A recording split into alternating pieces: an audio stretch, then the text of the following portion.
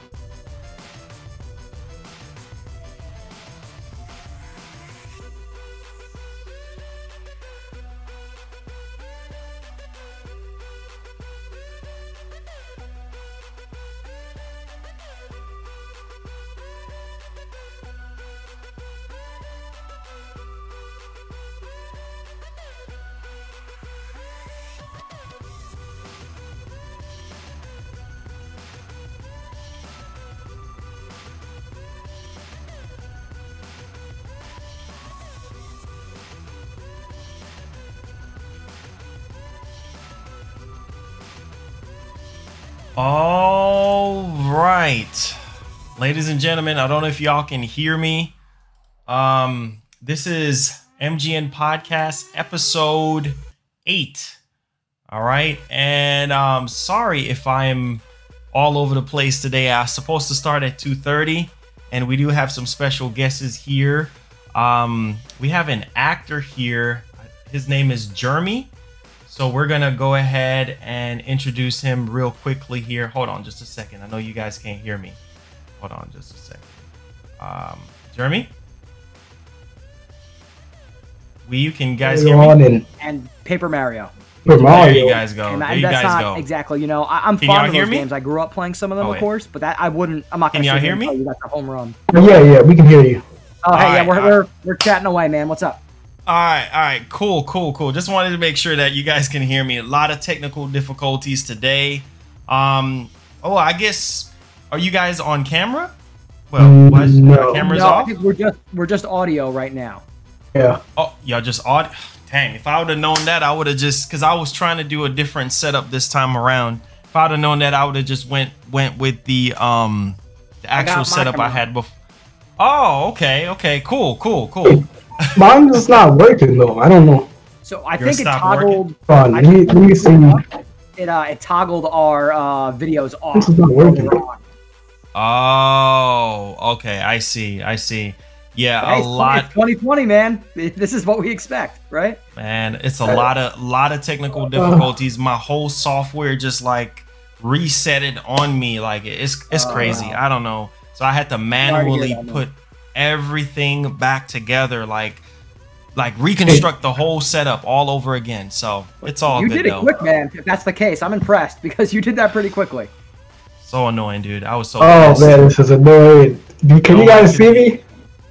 No, we can't. Oh god. Can't see you. Hold on 1 second. Let me see something here. Let me pop out just for a second. Maybe something wrong with the Discord settings. Maybe it's something on my end. All right, so there we go. Thinking of something with my end. Fun. I don't know. What's up, Craig?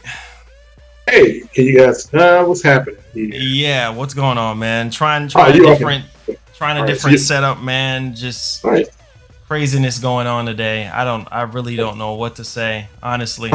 It's me. It's because I'm joining. You know, that's it. I'm the. Thanks for having me back on, bro. I'm rooting for everybody, man. God, man. I went and looked at a new camera today, but I went to Best Buy, but it was gone. Like everything's gone.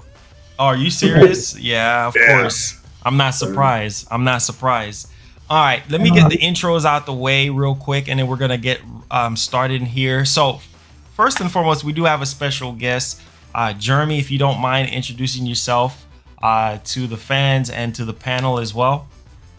Marlon, it'd be my pleasure. My name is Jeremy Frutkin. I'm a lifelong gamer. I'm an actor. I voice acted in some video games. I'm a dad, and I'm living proof that at 35 years old, you can keep gaming your whole life. Don't let anybody tell you different. Woo! Nice. Okay, that's cool. All right, and you guys know the rest of the panel, Craig and Wii U. So we're gonna go ahead here and summarize some of these topics that we're gonna be talking about today, and then we're gonna do some shout outs, and then we're gonna get started here. So first thing is first, we're gonna be talking about the PS5 pre-order. We got an update from that. We're also gonna be talking about the Dualsense features, the Xbox One being discontinued, and we're going to be talking about the PS4's future. We're also going to be talking about the Xbox Series X event.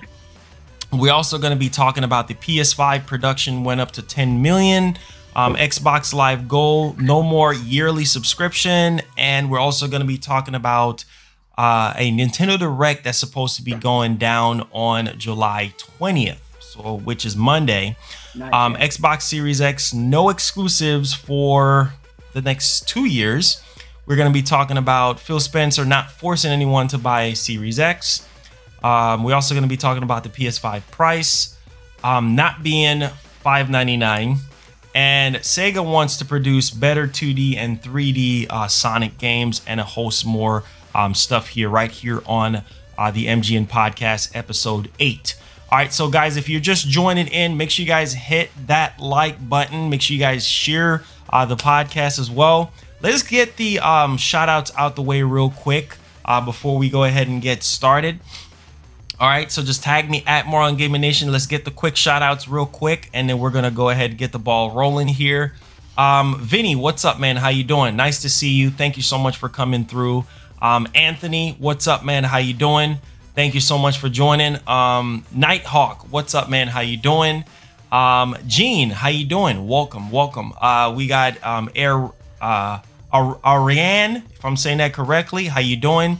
We got Tube, we got Danielle, we got Sarith, we got Chase W, we got Jarrett, we got Foxy, what's up? RGN, Huffman, we got Mr. Harris is here.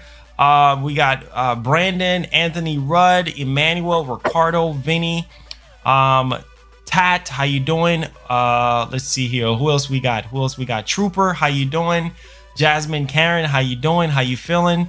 Eddie, how you doing? Let's see who else we got. Boycott, how you doing? We do have DJ, Arham, Johnny. All right. Welcome, guys. Welcome. Casey, thank you so much for joining. Carlos, thank you so much. For Dad, thank you so much for joining us today. All right. So I think hopefully that, I know that's not everybody, but what's up to everyone? Make sure you guys hit that like button. It definitely does help out the podcast and help us to continue to keep on going here. All right, guys. So the first topic that we're going to be talking about, and this is very interesting because we got some update on the PS5 pre-order, and this is interesting because everybody was going crazy like 3 days ago about pre-order, and people was just like, oh my god. Well, I was streaming it because I was pretty excited, and this was coming from someone out on Twitter called Roberto Serrano. He's a Italian type of guy or whatnot, and he put out the rumor that, you know, we're gonna be getting pre-orders going live on, I think, what was it? I forgot the date right now. So much stuff going on. But yeah, he put the date out there. I think it was the 12th or the 13th or something. And he was like, hey, look, y'all better tune in. You know, it seems like it's going down. So we didn't get anything but pre-order pages from Amazon and stuff like that actually going up. So, you know, that was kind of like a clear indication that Sony is getting ready to do something. But then later, Jeff Keighley, what was it, yesterday, went live with hands-on with the controller, and he talked to one of the head marketing guys over there, and he basically said that, hey man, we weren't responsible for that at all. You know, so we will let you guys know when pre-order is going to be available and everything like that. So at least we get a warning before the storm happens, right? So Jeremy, do you have anything on this, and then we'll work our way around? Yeah, sure, Marlon. So the first thing that comes to mind is there is no universe and no way and no possibility that the PlayStation and Sony out of nowhere is just like, surprise, it's on Amazon right now. I mean, for a whole bunch of reasons, right? I mean, first of all, Amazon needs to make sure it can stress test what is probably going to be its biggest influx of potential customers in the shortest amount of time for, I would argue, the whole year, probably. Also, there's no way, because you want to build up that anticipation. And especially with this very interesting kind of arms race we have between, you know, they're kind of playing chicken, Microsoft and Sony right now, about who's going to do the price first. You know, they want there to be that build up and anticipation. So are we going to get that announcement? Yes. I just don't think it's going to drop out of thin air.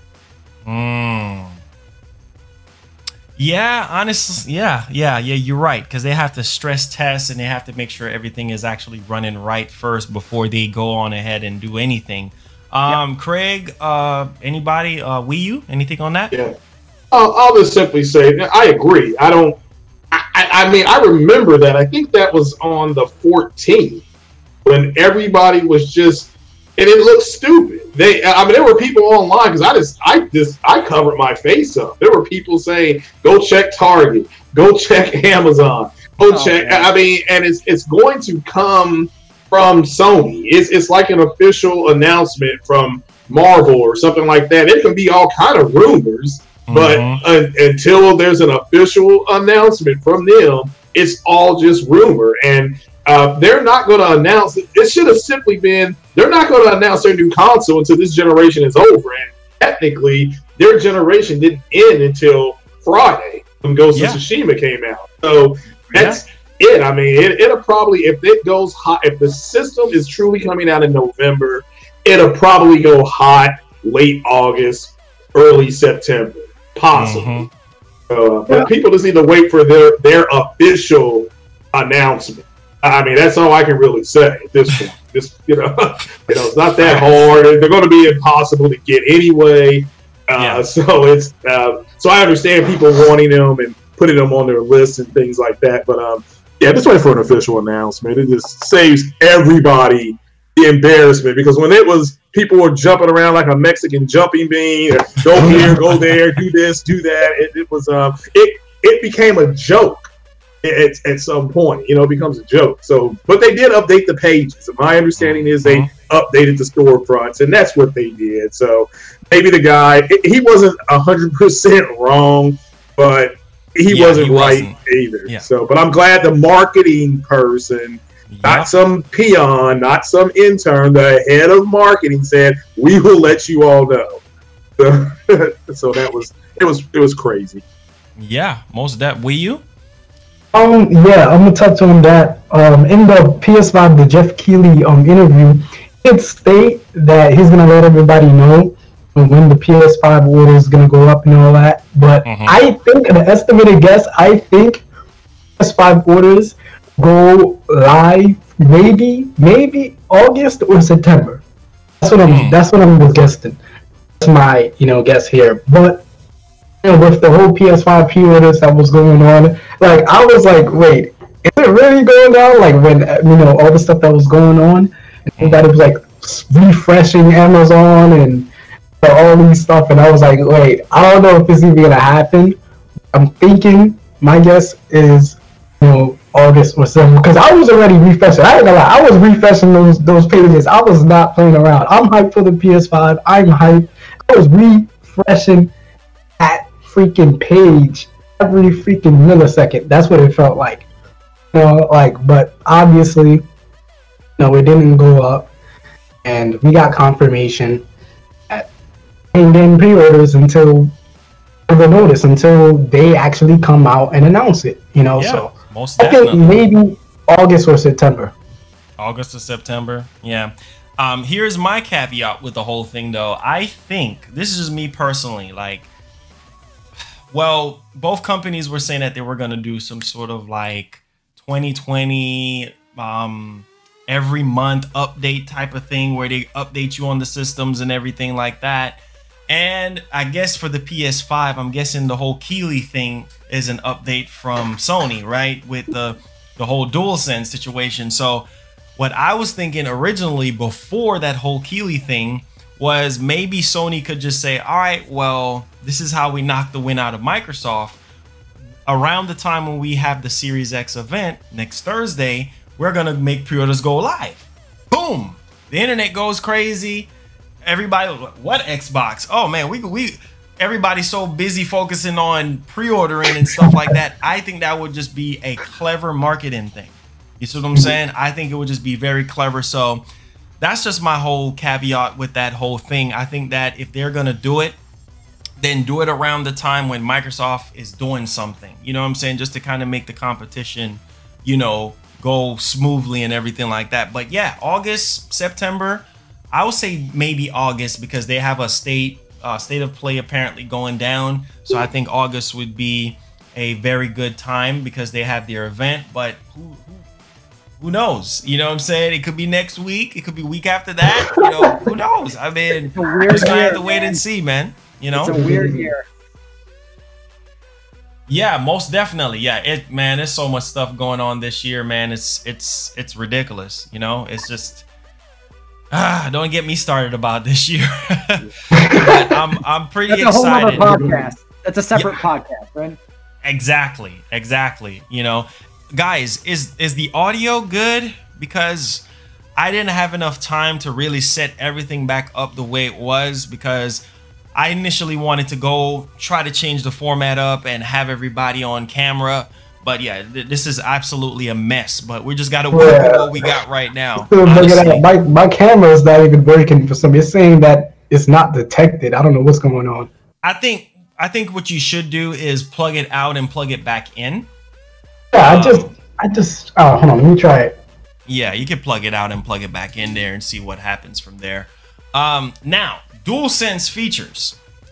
Man, this is a controller that I'm really excited about. I can't wait to have this controller in my hand. So Jeff Keighley kind of demonstrated a little bit with Astrobot, and you know how you can blow into the controller. There's no back buttons on the controller, so yeah, we could just put that to rest as far as that is concerned. But it looks pretty good. Looks very comfortable. He was talking about the haptics, and he was talking about, you know, the rumble and how different it feels and everything. And yeah, I'm pretty excited about this controller. So anybody wants to jump on the DualSense controller as a whole, features, anything on that? Oh, I'm excited about it. I mean, you don't really know until we get it in our hands. But the fact, I think he was trying to walk up a little bit of a hill in his demo, and there was a fan blowing, and he said you could actually feel resistance. He had to push harder to get past that part, which isn't 100% new. I think that's been in other games, but just have to kind of wait and see how they're incorporated. I play drums in a band, so I'm more interested in their sound and how they're going to do their spatial sound. Because if they're talking about true spatial sound, that means it's going to mimic the way you hear things. We hear things in real life, which it honestly changes your perception. That's why they keep talking about the emergence into the game, because it will change the way you are playing the game. So, you know, like The Last of Us Part 2, I put my headset on, and it just sounds like the sound is coming from everywhere. You know, so which is part of their game. But just imagine it only coming from in front, or you hear constantly something behind. You can tell if it's up above your head. So that's spatial sound. So that's what I'm more interested in. But to see Keighley doing it and to see it actually working in action, yeah, that's always good. No hate from me. I like how he put it up against the other one so we can get a sense on how big it is. So stuff like that. That's fine. It's it looks cool. It looks like it's cool. It's going to work. Yeah. I feel like Xbox gets a lot of love for its controllers, but I feel like the PlayStation controllers over the generations have gotten better and better and better. Here's a hot take that's going to get some real controversy going. My game of 2019 was actually Death Stranding, believe it or not. And I look forward to the comments and me saying that out loud on the internet. I really do. But how this connects is, and stick with me here because there is a connection here, is what they did with that game with the controller, even just in terms of having like the sound of the BB, the child, when it cries, comes out of the controller, as opposed to one of the speakers on the system, I thought was so cool and so revolutionary. I mean, there are times when you're in different environments, the PlayStation will have different colors and different lights. They've been experimenting over the past few generations with very interesting things to do with their controllers. And yeah, pretty much just to reiterate what you guys said, I'm very excited to get my hands on this DualSense. I really am. Okay. Yeah, me too. I'm very excited on how it's going to change the way how we play games and everything like that. You know, and I can't wait. I literally cannot wait. Now, I don't know. My biggest concern is the battery, man. I was hoping that he would have talked about that, but sorry, the battery in this thing is a joke. I'm not gonna lie. So I'm hoping that the battery is at least lasts a whole day or more. You know what I'm saying? I think they can, you know, find a way to make the battery better and stuff. But that's just my biggest thing right now is the battery. And I know some people was thinking that maybe you could flick up this part right here, like the touchpad, like you flick it up and make it a screen.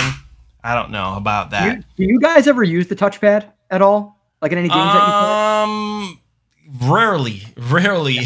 Real talk, and I've been playing a lot of PlayStation. I don't think I've ever used the touchpad. Oh, I could really? be wrong. I can't remember a game or a time where I needed to use the touchpad for like an actual meaningful gameplay as opposed to it just being a button. Yeah, that is true. And I would love to hear examples in the comments as well too. If there's a time where a game incorporated the touchpad that I'm not thinking of, I would love to hear it. Infamous Second Son, Detroit. I was just about to say that. You take the word out of my mouth. Heavy Rain, they all use that. Yeah. So it's just all the ones I haven't played then.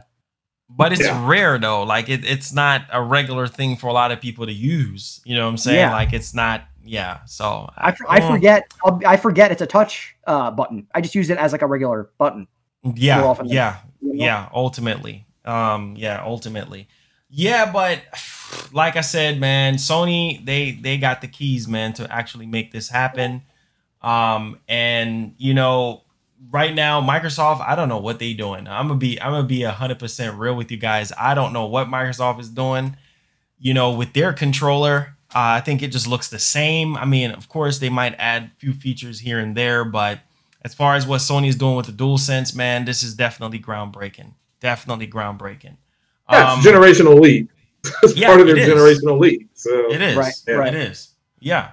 So I'm pretty excited about this. I really am, you know, to see what's next and how, you know, things are going to help with the games, you know, as far as not just from a development side, but just the way how we experience them. So pretty hype and excited about that. Also, we're going to be talking about Xbox One being discontinued and how they're just keeping the S model of the Xbox One in stock, and everything else is just buy, you know, because they're making room for the Lockhart and, of course, with the Series X. So any thoughts on the Xbox One being discontinued? It's a failed console. I mean, what they got with the cooling solution is really the big.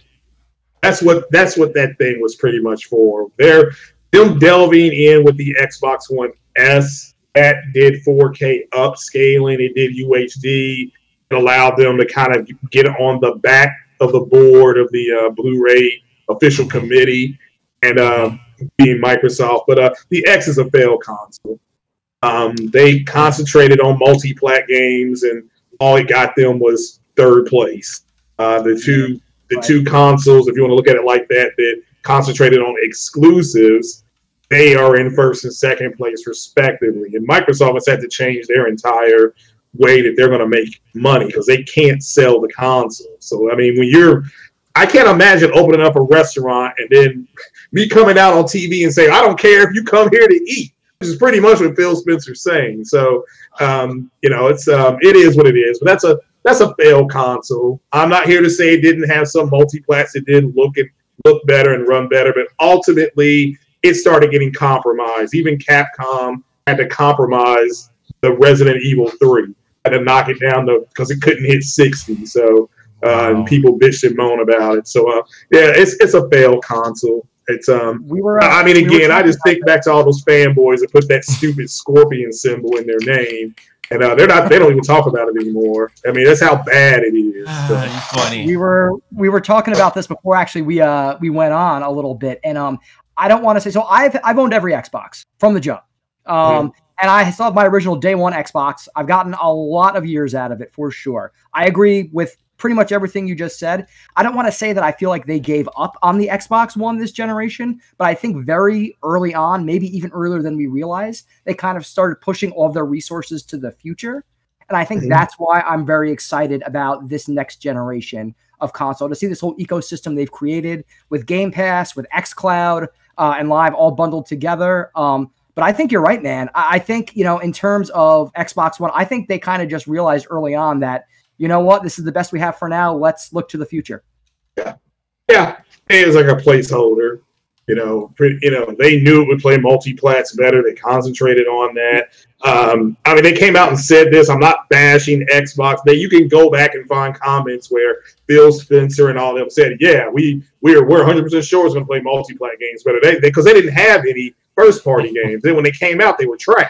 That's the big complaint. Yeah, I mean that's I think why we have such high hopes for next week. But you know, you're right. You're totally right.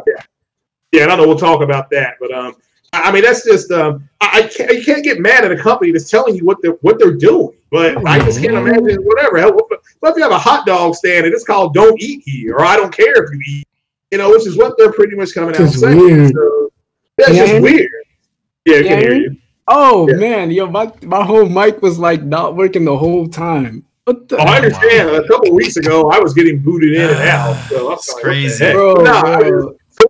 not you, stuff is a mess disappointing. today. I'm telling you, man. I showed up and I ruined everything, man. I mean, it's not disappointing. It's just it kind of went the way people thought it was going to go. I remember telling several people, "This is not going to go the way you think," and they didn't want to believe it. So, yeah, rip Xbox X. It didn't even make it to 3 years. If that makes any difference to anybody, it didn't even make it to his 3rd birthday before they started killing it off. Sad, man. Sad. A few years. Rough road. Rough road. Yeah, it is. It really is. You know, like I said, man, it's just so much potential in the tank for especially the 1X. You know what I'm saying? So much potential, and then you just abandon the system. You know, Gears 5, that's it. Like, come on, man. Y'all could have done way better than Gears 5. But by the way, you know, Gears 5, underrated game. One of my most underrated games of last year. But yeah, still, fun game. It wasn't bad. As a diehard Gears fan, I'm kind of disappointed with certain aspects of it when it comes to the story. But I'm at this point, I'm just tired of Gears. I need something else, you know, because like I said, I've been a fan since 2005. The very first Gears. You know what I'm saying? I'm just I'm shootered out. You know what I'm saying? You play one shooter, you play them all. You know what I'm saying? I need something fresh. Here we go. New Fable coming in hot. Here we go. I wouldn't hold my breath on that one. I would not hold my breath on that one. I think that's there. I think that's going to be there next week. I think so. I think so. Shout out to you, Marlon, for that Grub interview. People need to go listen to that. You need to talk about that more, bro. That was a good interview. I thought Grub was on here. That's awesome. So, Jeff Grubb. Jeff Grubb is the homie. Grub snacks. Just talking about we're talking about grub snacks. You know, just talking about. Man, check this out though. So it's funny because during that whole Jeff Keighley situation, where he was talking about the PS5 and the DualSense and talking to Eric Lamble, I think that's his name, and it's funny because he asked him about PS4 and what's going to happen with PS4. And he was like, man, look, we're not stopping. And that's the thing with PlayStation is like, they will support their console to the end. Like I'm talking, look at PS2. Long after Sony abandoned it and went over to PS3, they still was games still coming out. They had exclusive stuff. That's the thing. That's the difference between Sony and Microsoft when it comes to support and stuff. And so he was like, man, the PS4 has a ton of life left into it. And that's what some people want to hear because not everybody is going to be able to afford a PS5. Not everybody wants to make that transition. Jim Ryan said that he wants PS4 to PS5 transition very smooth and everything like that, which I think it's going to happen because everything that's built for PS5 is going to be for PS5. And so if you want that game, if you want that experience, then you got to upgrade and get the PS5. But if you still have your PlayStation 4, you're in a good spot because they're going to continue to drop exclusives here and there. Probably not as much as if like the system was in its prime, but you can rest assured that your investment, whether you bought a Pro or you bought a regular, you know, PS4 or a Slim or whatnot, you got a lot of life left. So your money is not going to go down the drain. That's what I love more about Sony, and people always quick to point the finger. Oh, you're a fanboy! Like, shut up! Like, seriously, like, I mean, like, what they are you say it like talking it's a bad thing. I mean, it's not a bad thing. We're all fanboys to an extent, you know. I mean, they'll take it and twist it and turn it into something that it doesn't need to be, and then it starts this war, and it's like, oh, you're a fan, you're a PS pony, or you this or you that. I'm like, bro, chill. like back in the 90s, Sega versus Nintendo, you know, it never stops. It's ridiculous. I agree. It's silly. It's ridiculous. You know what I'm saying? So you get to that point, man, where it's just kind of like, all right, well, look, ain't no fanboy here. This is just the facts. This is just what's going on right now. The fact of the matter is Sony just got the better exclusives. They support their consoles a lot longer. No arguing that. I'll even take it a step further. I think, in my personal opinion, of course, the PS4 has the best lineup of exclusives since ever, maybe, of any system that isn't the Super Nintendo. Wow. The quality of exclusives we've seen on PS4 are there. It's unbelievable. It's completely unbelievable. I mean, there's no question. You can't even argue it, I don't think. Yeah, I mean, you can't. You really can't. I would say the PS2 though. I would say the PS2 has a runner. That I would put Yeah. third-ish. But yeah, you're right. You're right. For sure. But at that point, we're still talking Sony as well, too, right? I mean, yeah. They know what they're doing, man. You know what I think? Because I think Jeremy, your how do you do this whole thing? How do you turn off your camera? I can turn it off. You want me to turn it off? Yeah, I don't even know how to turn mine's off. Wait, because I think it's acting up right now. I'm trying to see, how do you turn the camera off? So is there a setting you go to, or what do you click? So on? I literally have a video button above where it says my Discord name on the bottom left of my screen, and I can toggle it on. Here, I just toggle it on, toggle it off. See, when I press that, it says camera not detected or something like that. Wait a minute. How do you? It's just weird. My thing is I'm trying to figure out. I'm trying to figure out how to turn my camera off. Never mind. I'll just plug it out. Whatever. Discord is weird. Yeah, I can't. This is why I can't be bothered with Discord sometimes. But you guys can still hear us, right? Yeah. Loud and clear. Okay. All right. Cool. There we go.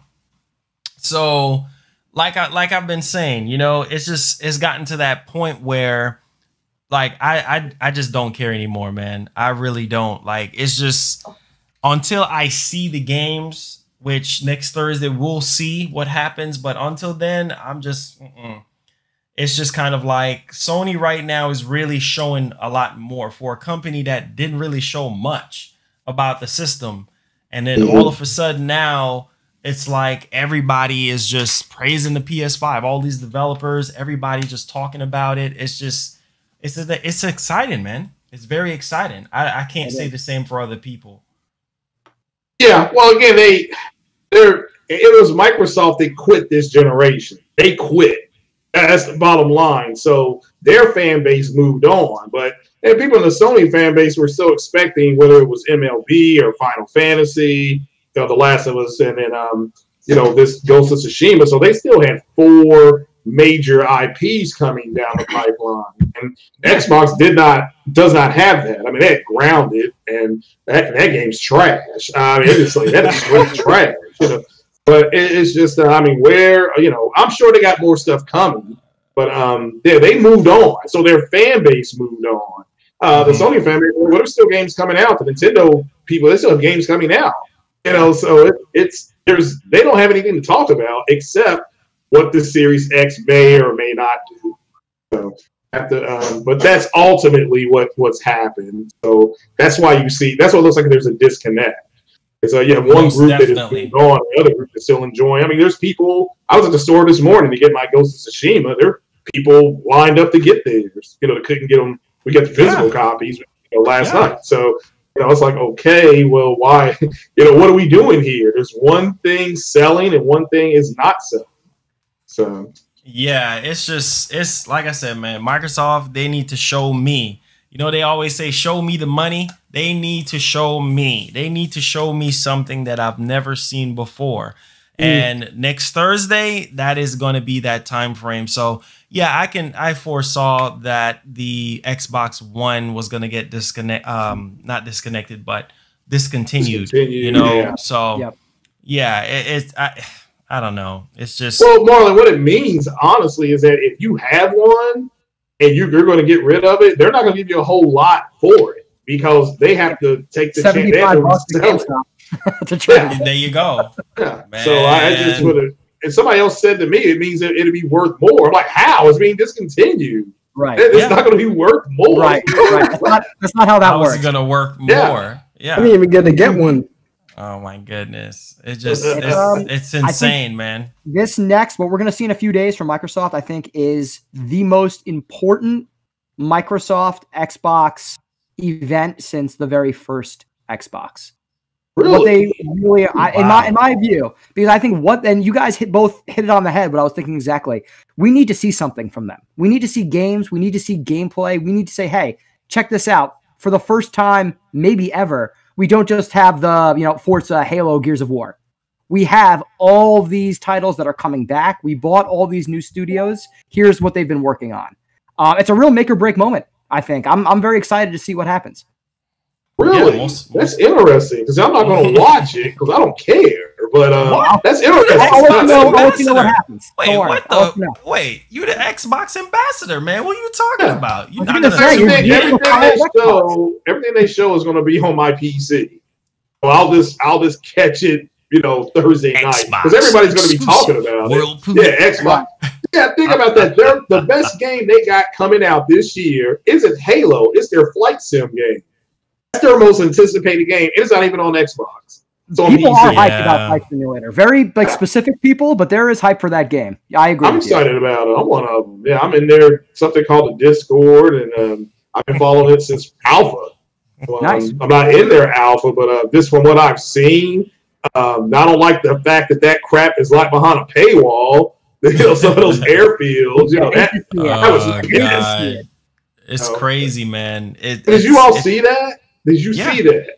Yeah, how they're like, well, you can still go to those airports, but it's not going to have the high textures. I'm like, because it's behind a paywall. I mean, they said like this is behind a paywall.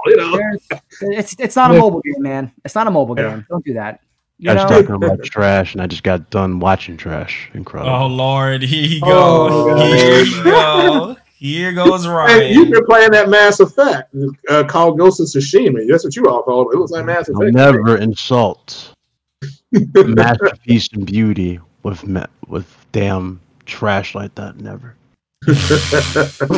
Y'all are silly, man. Y'all really silly today. So hey, listen, I just saw. Well, I don't know if you heard about it. You ever heard this? You heard the game called Gamer Girl? Yeah. Yeah. That shit just destroyed my mind. What happened? It's a game called Gamer Girl. It's an FMV game. Look it up. Yeah. Oh my gosh! Is that going to be safe for me to watch when my wife and kid are around, or no? Or does this end up with me sleeping on the couch tonight? Is that how this one ends? Oh my God!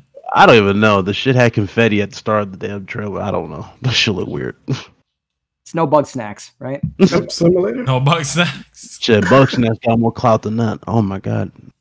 That game did its job. If people are still mentioning that, they did their job. That song was stuck in my head for a week. Yeah. It did its job. Yes, you're right. It did its job. You're right. Y'all are funny, man. Y'all are so funny. Now, let me ask you guys y'all thoughts on the Series X event. So it's coming up Thursday, and there's a lot of pressure riding on Microsoft right now to really deliver. Honestly, I really want to see more than freaking Halo Infinite. I know Halo Infinite is supposed to be, from what we're hearing now, the biggest launch. Literally the biggest launch since, I think, Halo 3. Thank you so much, David Drake, for sponsoring.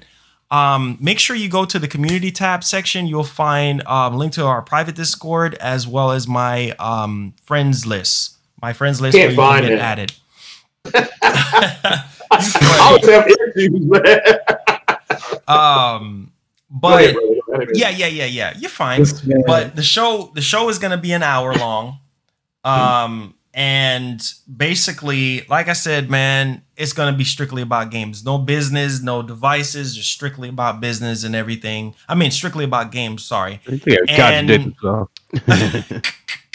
And so yeah, I'm not saying that I'm extremely hyped, but I really want to see what they're gonna do different this time, because like I said, man, it's the calm before the storm right now for them.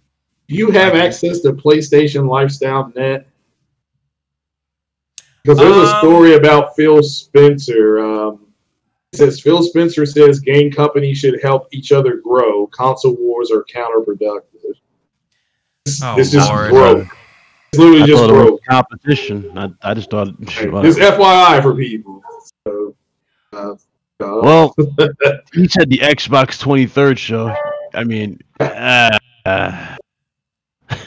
like I said before, my thoughts on it. I think it's like Marlon's about to go through like 7 tables, dog. You know, they got Halo. That's all they need. That's all they need, man. That's all they need is Halo. They don't need other games. They don't need variety. They just need one game, Halo. They won. It'll sell systems. They're the underdog, dog. What are you all expecting? I have their list of games right here, but what do you all expect? Go ahead. I want to hear it. Go ahead. Go ahead. I want to hear it. Halo, another Halo here. I've got the Flight Sim game. Gears Tactics is going to be shown. Hey, I'm just letting you. That's on the Unreal Engine now. I mean, that's not my fault. You know? Something called a Psychonaut. Yo, don't sleep on Psychonauts. Tell me y'all don't know. I don't know what this is. I'm just, but the Halo. That's then they got their a possible Facebook announcement VR because Facebook owns Oculus. They're gonna, I think, update Facebook gaming. And look, Microsoft can fix Facebook gaming because that's trash. I got a Facebook gaming account. I don't even understand how to work it. I'm like, they don't have any. It's trash. Yeah. So, Playground, possible announcement of Fable. But I think that, look, they're going to hit Sony as hard as they can just to slow them down. Right. They got to slow Sony down.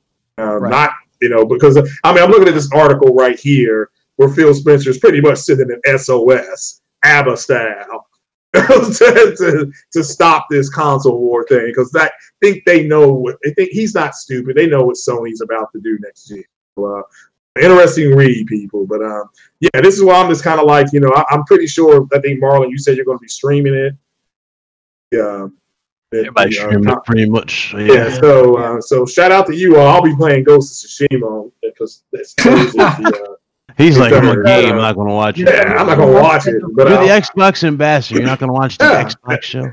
Because all those games will be on PC. So, but look, it is they did take a dig at Sony because their conference will be at 1080p, 60 frames a second. Well, they're on smaller platforms. They're not on like every platform. Sony was worldwide with their show.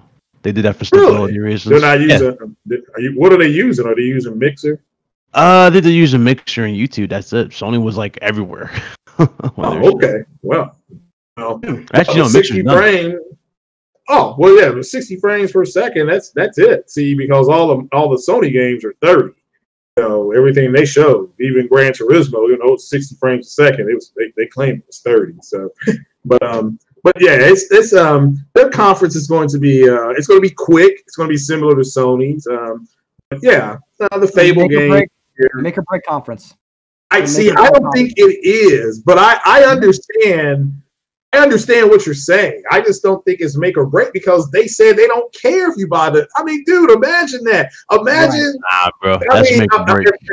Yeah, imagine I come out. Nah, bro, that's make or break. After all. No, but imagine I come out. We better see like Rare come out with like Perfect Dark. Yeah, Rare's there. Or a new Banjo. Could you imagine Banjo-Kazooie 3? People would flip for that. Say, if Rare is there, then maybe they have a chance. But if not.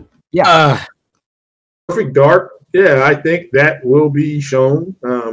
It's just something people want. It is another shooter though, which is a counterpoint. We have plenty of the few exclusives that we do have already. I guess is the counter argument to that. Yeah.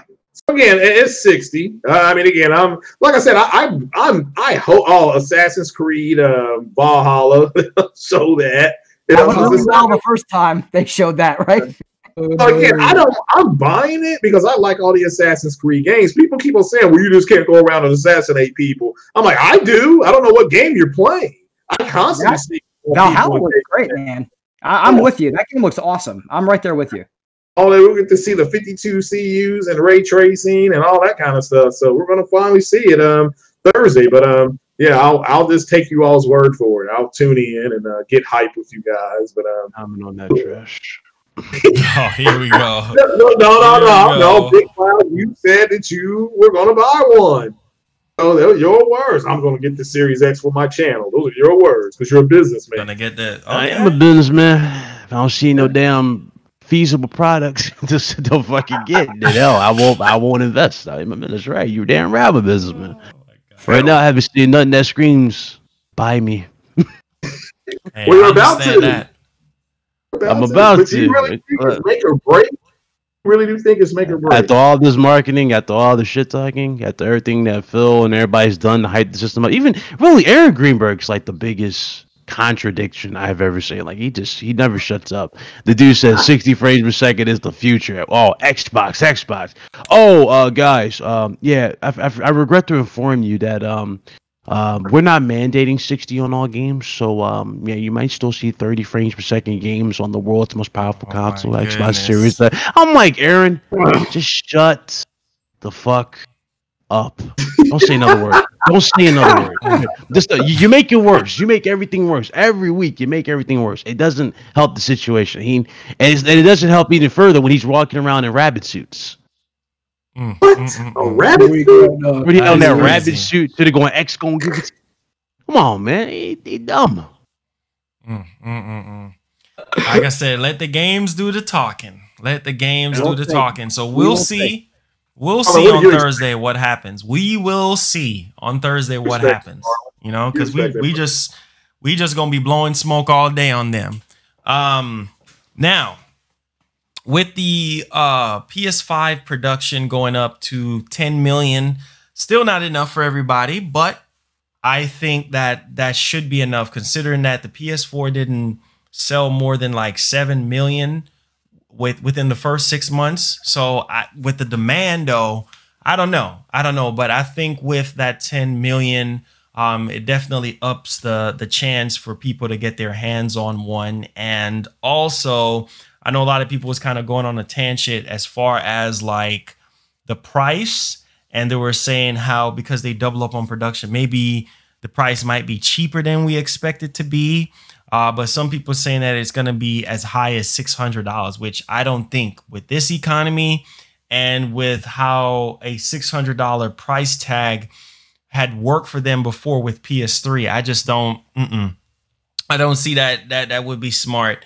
But maybe 550, and maybe the digital edition being 450, you know, at the most. But I just don't see it being $599. Any thoughts on the productions doubling up and price? I mean, I don't think price is going to be affected at all. I think they're good on pricing. You think they're going to keep? No, not affected. But I'm just saying, like, with them doubling up on production and everything like that, like, I mean, what do you think the price is going to be for both the systems? Like, I know it's still going to be the same. Yeah, my bad. It's still going to be the same. I'm still sticking my guns on this. I would say the base model is going to be $499, so $500, and for that digital version, that's going to be the $399. You know, the gamble one. That's the one that you'll take the hit on for the most. What do you think the cheapest next gen system is out of the two digital options that we're getting from Microsoft and Sony? What do you guys think the bottom line? Because I'm sure they're going to try to undercut each other. What do you think? Lockhart. Yeah, if that's true, yeah. I'm not sure if Lockhart is going to be digital. A lot of people are saying Lockhart's probably not digital. But that's true. We don't know that yet for sure. Yeah. You're right. If it is digital, then it's odds are it will be Lockhart, because that's probably looking at like what, $300 price tag. Yeah, and Series X looking at like 500. I don't think any console is going to be at 600 or even close to 600. I just don't see it. I can't imagine putting a console out right now at $600. Yeah, exactly. This economy is literally wrecked. Yeah. There's no point in doing it. It's not for me. I work in the healthcare field. This is booming for us. Now, of course, we may die, but hey, business is booming for us. You know. So. Yeah, definitely, definitely. Yeah, I mean, 500, I think is like my ceiling as far as price goes, and on the higher end, 550. But I don't see it being anything higher than that, because I think Jeff Grubb brought up a very good point yesterday when he was talking about how, you know, cost to build is already high enough, and then that's not just like boxing and shipping and adding a controller with it and this and that. All that's additional money. And remember, Sony said that they're not trying to take a nail on profit. So it's kind of like, you know, okay, how do you price it? You know what I'm saying? And are you going to price it to where you make a little bit of profit, or you don't make any profit, and then you try to make up for it with subscription like PlayStation Now, which I think they're going to totally like revamp, you know, PlayStation Now and make it a lot better. We also got information on backwards compatibility now, saying that it's going to be cloud-based. So I think that will be a very, very good opportunity. So if they do take an L on price, then they can make up for it with, you know, PlayStation Now, PlayStation Plus, kind of restructure those programs. Maybe if you sign up for PlayStation Now, the new PlayStation Now, you get access to PlayStation 5 games day one, similar to what Game Pass is doing, but, you know, just put the Sony flavor on there. But yeah, I think they should find a way to rebrand PlayStation Now, PlayStation Plus, like fuse the two together and give gamers a little bit much more value on that front. But yeah, I'm pretty excited because obviously they're waiting on Microsoft to, you know, show price and talk about price first. And then we kind of move from there. But yeah, it's going to be interesting. Huh? Yeah, we're getting all that pricing stuff in August. I don't see it happening any later than August. If it happens later than August, and it's like, you know, it's like one of these consoles launching. You need to get that out the way. Yeah, I agree with that assessment. A 2-month window to get people hyped, get the pre-orders settled, all that stuff. Get your games advertised, get everything out there, your box and everything, and then you go straight into your launching of the systems. As far as everything else is concerned, though, that's just up for, you know, it's up for assumption at this point, up for debate, and whether or not, you know, like, because we haven't even heard if Microsoft is going to be able to meet demand. That's another thing we haven't heard about. We heard Sony's trying to get 10 million out there. If they sell 10 million immediately, then they would already have sold the PS4 day one where it launched, because it's PS4 day one, so like 4. Which is possible. That's completely the thing that could definitely happen. Yeah, with all the hype. Yeah, most definitely. You know, like I said, you rarely know anything from that front. The last thing that we heard from Phil was that they're trying to make sure that everything on the production side of things goes smooth, and everything so far has been going great. So no problems there at all. So I was like, okay, that's good. But that, as far as numbers or anything, we don't really know anything about the Series X. You know, as far as like how many units they're going to have at launch or how production is going. It's crazy because you don't really see a lot of developers talking about the system. Like it's crazy. And I'm like, come on, like there's no freaking hype. Like you need to be hyped. I will say this though, bro. I will say this though, going into this 23rd show, if we don't see any indication of Lockhart, if they don't show Lockhart at this show, yeah, that's really going to be like, what's the point then? You know, at that point, you can treat Lockhart as like a reiteration of the Series X later on. Like, you know how like they got the super slims later down the road, or they got the slim models down the road. That you can might as well treat Lockhart as a slim Series X down the road type of thing. Might as well. Yeah, because if it's not shown at this point, on the 23rd, then everybody's going to be like, well, I don't think this thing is actually dropping. Because it'd be stupid to drop this and showcase this off during the announcement of the pricing. That's so weird. Because a lot of people are like, well, what's the difference? Did they say they're only announcing games? Like it's only games? True, but they shocked us all at the Game Awards. I'm going off of their track record so far. So far, they've been all about catching you off guard, so to speak. Right. So the Game Awards, we got the hardware immediately. You know what I'm saying? Did they even hint they were going to get hardware? I mean, I don't know. I really think we're just going to get games and maybe hardware next month, which I don't think is necessarily the smartest move either. I agree with what you're saying, but I really think this is just going to be, I think Marlon said it earlier, just very similar to the last State of Play we got with PlayStation. I think it's just going to be the game lineup.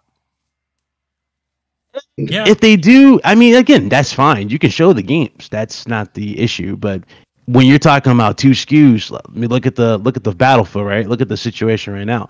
Sony got all that shit done while also showcasing games in their latest reveal, right? You got everything out the way in one reveal. If you want to do the same thing, you might as well do the same thing. If I was Microsoft, I would do the exact same style. Yeah, you can put the illusion that we're going to show strictly games, and then surprise you at the end for Lockhart. Like, yeah, this is Lockhart. This is also going with Series X. And then bam, that's it. I think that's your one more thing at the end. You end with the Lockhart. Exactly. That's the end moment. Like, yeah, we're serious. Lockhart's coming. This is going to be the cheaper option, and Xbox Series X going to be the more expensive or powerful option. You know what I'm saying? That's just what they're going to have to do at this point. They have to. Not that people saying it's going to be $400 Series X. I don't know what you're smoking, but okay. So people are coming at you like Lockhart, $199. Here we go, baby. One there. If it's $199, that would go right to what Michael Pachter said. Only he would have been one gen I will wrong. I will buy a Lockhart day one if it's $199. Bro, that's going back to what he said. I remember with Phil, or not Phil, but what Michael said. He was like, "Oh yeah, it's Microsoft's going to partner with cable companies to sell you the Xbox One for $100. You pay through your cable bill." I was like, I'm not that old. I don't have cable. That's funny. Come on now. This man said you could pay through your cable bill, your monthly cable subscription. I'm like, Michael, where do you come up with this shit? Oh, the cable companies are known for being fair, so I'm sure it'll work out great. I wouldn't be surprised. And they're gonna rely on Xbox All Access. That's probably what they're gonna do to get you into the box. Of course, they're gonna do that. And just today, they just put out that Xbox Live Gold is no longer a yearly subscription option. So now it's gonna be monthly or 3 months.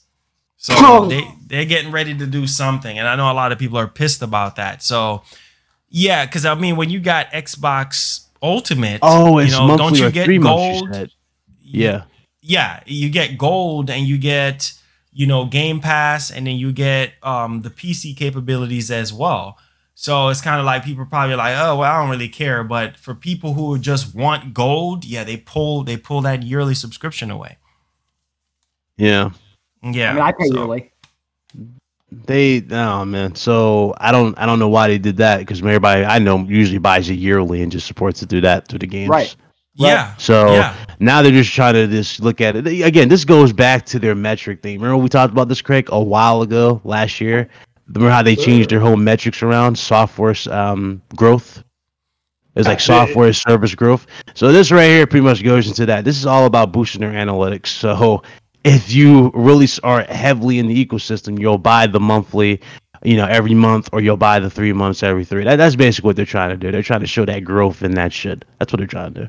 And you'll get some of those numbers at their thing, because again, it's they had a bunch of angry shareholders when it's like, look, we're coming in, we're seeing Nintendo, sell all these units, Sony selling all these units, and Microsoft went away from that and said, well, we're just going to base it on user contacts or whatever they're wanting to call it. So it is what it is. I don't get too far into it now. So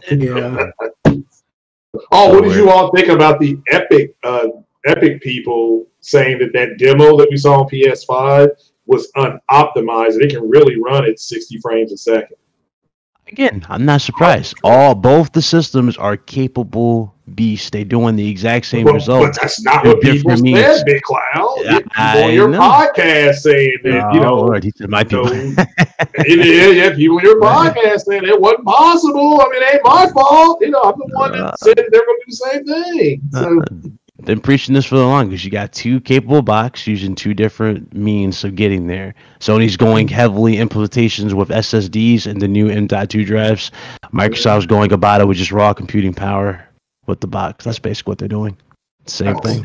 And here's this. Sony's loading more assets than Xbox Series X. That's what a lot of people are really missing. When you hear I/O throughput, that's assets being pushed. Exactly. So that's all it was. And here's this. So this was something that was put out on Twitter by Benji Sales, and he said that I really think that Infinite has a strong chance of setting an all-time Xbox launch player record between Xbox One, Series X, and PC. Game Pass, everything is set for a massive debut. 343 needs to hit the quality, but if so, should launch huge. And, like I said, everything right now is revolved around Halo. Like, they want Halo to be this big old launch, and the question is that's going to push enough Series X? But again, Phil doesn't care about that, right? He's not forcing, quote unquote, which we're going to fall into that next situation here with this topic, is that, like, Sony is not forcing you to buy a PS5. Okay, so the fact that he was like, oh, we're not forcing you like others to upgrade and get a new box or anything like that. You can just play our games anywhere, anytime. You know what I mean? You feel. So he's saying that Sony, basically throwing shots at Sony, saying that, yeah, we don't need you to buy our box for exclusive games. You know what I'm saying? Like, and it's kind of like, so basically that's cool, you know, that you don't stand behind that whole thing of if it's built for this console and it's only on this console. But some people like that. You know, you got some consumers that would like to buy a PlayStation 5 just because of Horizon Forbidden West only on that system. You see what I'm saying? And then you got some people that don't mind playing their games on any other platform, you know, which they're trying to. I think the most important thing for Microsoft is Game Pass. That is their big cash cow thing that they're going to be pushing. You see what I'm saying? And the fact that they fuse that with xCloud, that it just goes to show you, you know what I'm saying, that their main focus is to allow gamers to be able to play anywhere, anytime, and have a good time. They don't really care about hardware sales. And I don't know if you guys know this, but he did put out another statement saying that there's going to be a bunch of cross-generation stuff for the next 2 freaking years. You know what I'm saying? On the Series X. So the next 2 years, you're going to get a bunch of cross-gen stuff. And here's the thing. Every next-gen console, yeah, we know for the first year or so or two, you might have cross-gen stuff. But the difference between the PS5 and the Series X is that games that are built from the ground up for PS5 is only going to be on PS5. Is it possible on PS4? They would have to scale that. They would have to scale it all the way down to get it to work. Just like the whole Miles Morales situation. Oh, it's a PS4 DLC. So what? So what if it's a PS4 DLC? Yes. Could it run on PS4? Yes, because they're using the same map. They're using the same stuff. Yes. But for what they're trying to make, for their vision for this game and how they want it to play out, you know, it's only possible on the PlayStation 5 at the moment, right? So people are trying to use the whole PS4 DLC card and making it look like Sony does not know what they're doing, or what Sony is doing is not good enough from a development standpoint. They said they're going to support Xbox for about 2 more years. My thing is this: if you're going to support Xbox for 2 more years, why'd you just cancel Xbox One X and Xbox Sat Edition? But you kept the Xbox One S. Well, to their defense, to their whole logic behind that is because they're making way for Lockhart and they're making way for the Series X, and they're also saying that, hey, look, why would you want to buy a One X right now? That's why we're discontinuing it. Why would you? Anybody who don't have a not Lockhart, but One X. Anybody who don't have a One X should have it already because the system's been out since 2017. So they're thinking, their logic is, okay, well, who's going to be buying a brand new One X right now when the Series X is coming out and the Lockhart is coming out? And on paper, the Lockhart is supposed to be better than the One X. So who cares about buying a One X right now? That's how they're looking at it. So they're like, well, I mean, we're just going to pull the plug on that. That whole One S thing, I don't think nobody buys that One S really. It was really the X. Because remember, they bought it for the performance mode and enhancements. That was the main draw thing about that. And they advertised that like a new system, like crazy. Yeah, so, a lot of confusion in that branding too. It was a lot of confusion in that. So it's like, I don't know. And it really feels like 2 years, wasn't it? Wasn't like 2 years this console came out? 2 years. So we talking about One X, 2017? The Xbox One X, yeah. Yeah, 2017. Oh, 17? So about 3 years. Yeah. So going on 3. Okay. Yeah. So I mean, their whole main thing is that, okay, the S is going to serve as sort of like a 4K Blu-ray player for, you know, for people who want that. And the rest of the systems, like the SAT edition, which sadly did not sell very well, and the VCR box, which is just like, okay, that was just that just died garbage. Like halfway through the gen. Oh my god, trash CPU. That. Yeah, trash CPU. Trash GPU, you know what I'm saying? That Core, what you call it, Jaguar, Jaguar Core GPU. Garbage, you know. So yeah, it's funny you called it a Blu-ray player. Yeah, I remember in Japan they had to sell it as a Blu-ray player because it wasn't selling as a gaming console. Really? Exactly. Yeah, it wasn't selling as a console. They was like, "Hey guys, get an Xbox. It's the cheapest Blu-ray player on the planet." Really, I'll take one. And people were buying. Yeah, we know Japan That's don't why get Xboxes like that. Worst piece, right? Oh man, it's crazy, man. It's crazy. You but know, like saying Spider-Man's DLC, like it's something that could be done on the current gen. Granted, it was built on the same engine as the current gen console, which we already know this. But this is completely optimized strictly for PS5. What you guys seen in that trailer is pretty much what you're going to get in the gameplay in terms of how fast he moved through the city and all that. That's how fast the game is going to be on PS5. Yeah. So again, I'm not worried about it. And this is a small teaser, a small taste to get you into the big, like legit installment into the next game, which is going to be Spider-Man 2. Spider-Man 2, you're going to be playing as 2 Spider-Men in that time around. And they want to get Miles' origins out the way just for the sake of getting out the way now so you can build upon that. So they want. Yeah. What was the comparison in here? They said it was like Uncharted Lost Legacy. It was comparable to that, kind of like in between main installments. Yeah, and I don't think it's the same map. I think a lot of people don't be shocked if there's some action in Manhattan. There's a what? He may go to Manhattan, which is a bridge. You know, they kept on. You can never cross the bridge. I think they will open that up. Yeah, they did kind of allude to that, like on the last one. Like the world was kind of like blurred off to the right, but you still saw movement in the world. I think you probably could go there in the other one, like later on. I think they probably will do that in part 2, make it even bigger. I lived in New York for 30 years of my life. Let me tell you, if I get to go to Staten Island in a Spider-Man game, that's it. Take my money. That's what everyone.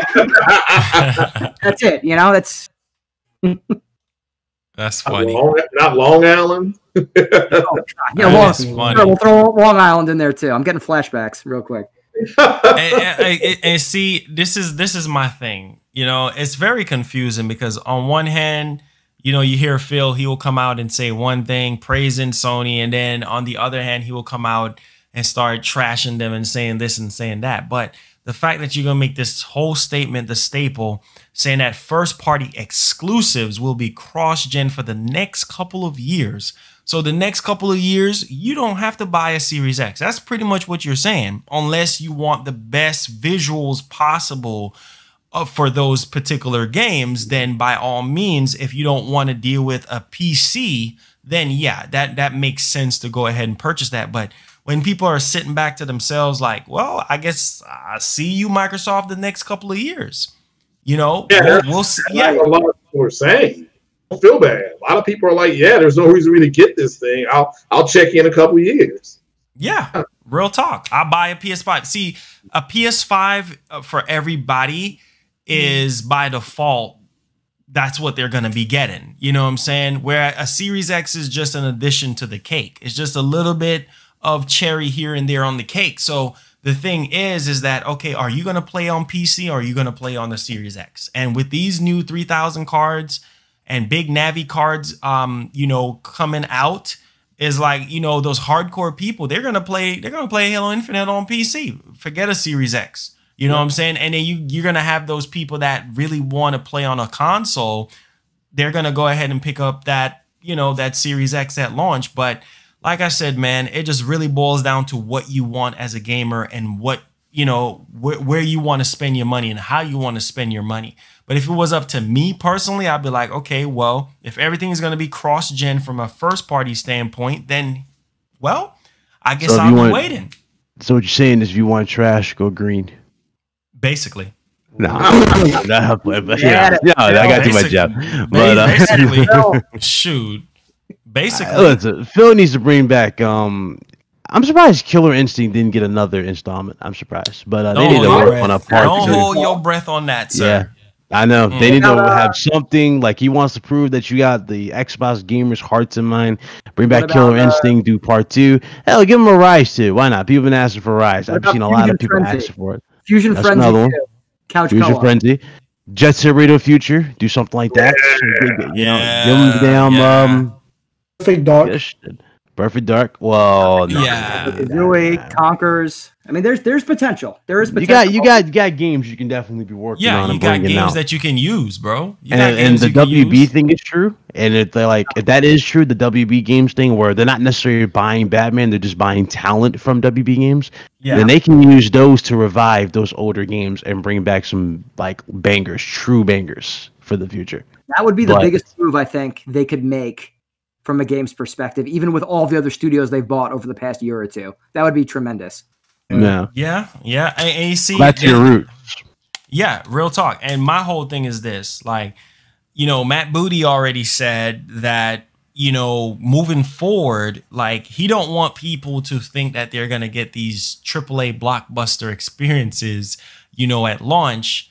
And that's very unappetizing because now you're telling people that, okay, well, don't look for anything quality because it's pretty much AA stuff that they're going to scope into AAA stuff. You know what I mean? With these studios that they have acquired. And how many times have we heard Phil and the team has acquired all these studios, but they're not putting them to work? Like, Rare is not the same freaking Rare as when they were with Nintendo. Like, what the heck are they doing with Rare? Like, Rare's just sitting there gathering freaking dust. I'm like, come on. Like, Sea of Thieves is actually really fun. Have you guys ever played Sea of Thieves? That game is horrible to me. That is like a 360 PS2 game.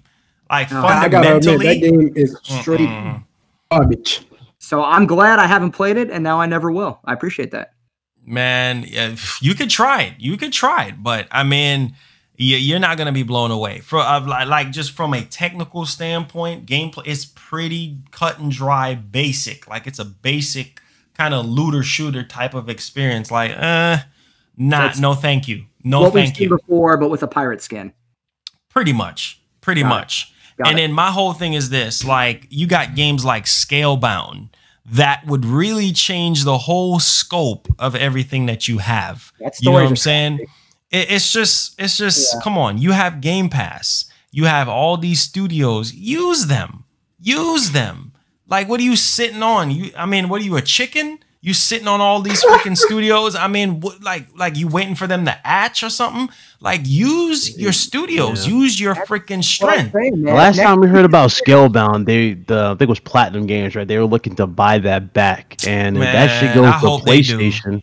If that shit goes to PlayStation, though, oh, it's a wrap. That's gonna be more fucking gasoline on the already ridiculous fire. You know, it's like, you know, people are gonna be pissed off even more with that. So it's like, you know, oh god. Again, people forget Sony's looking to buy games too. They're looking to buy studios, looking to make partnerships as well. So yeah.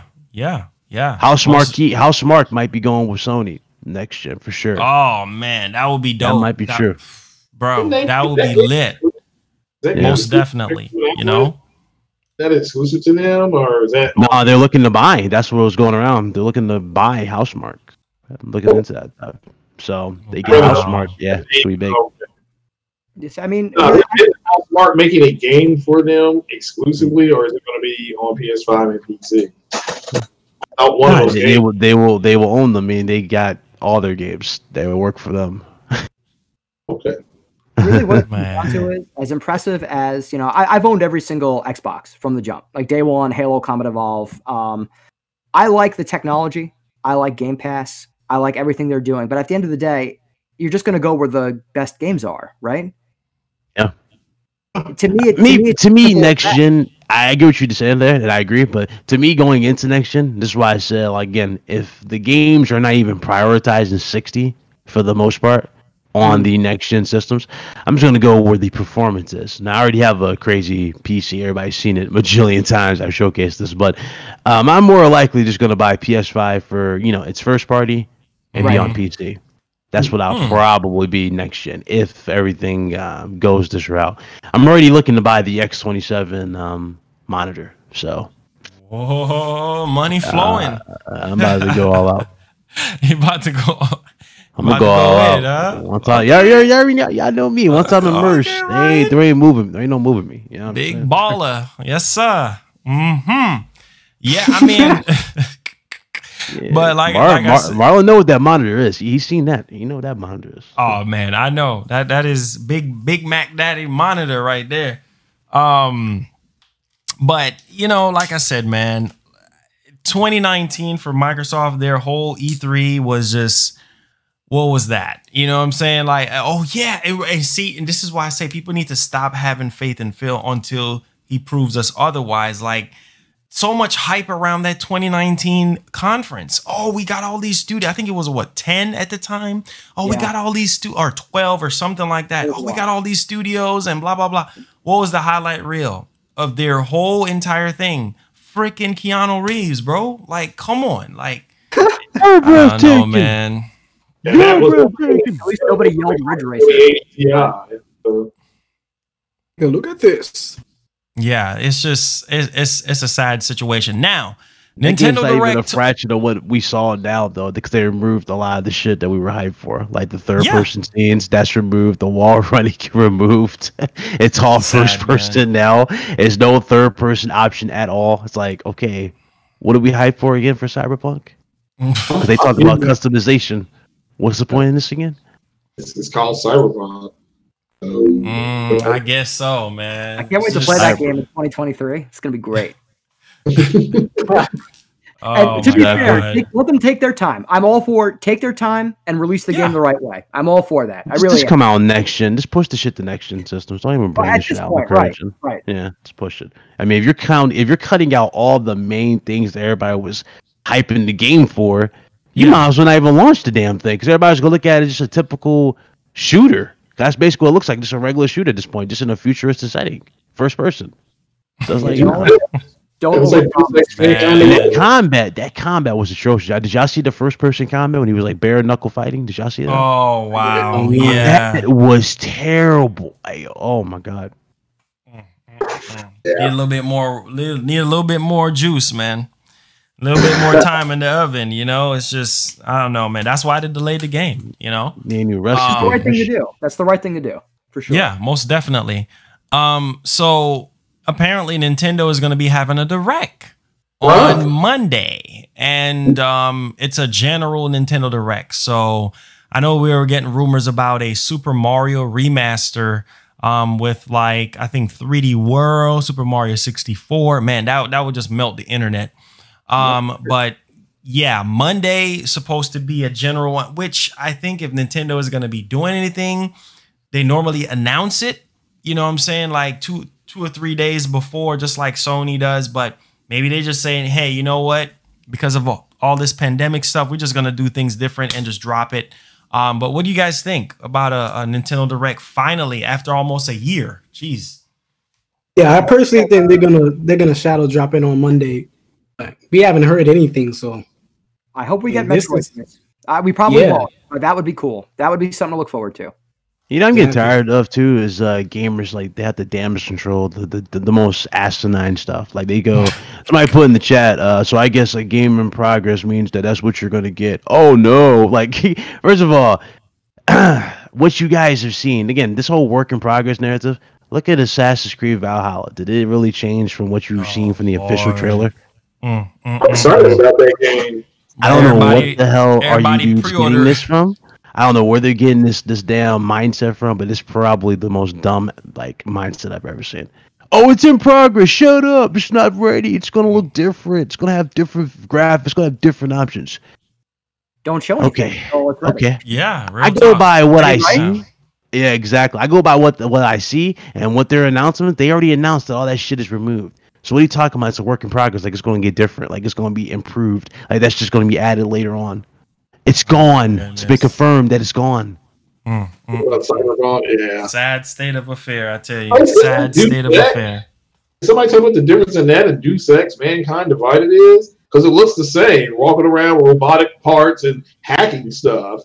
Like, well, it's the same thing we just did. You know? Yeah. I mean, you know, I'm buying it, though. Shout out to the one and only Ghost.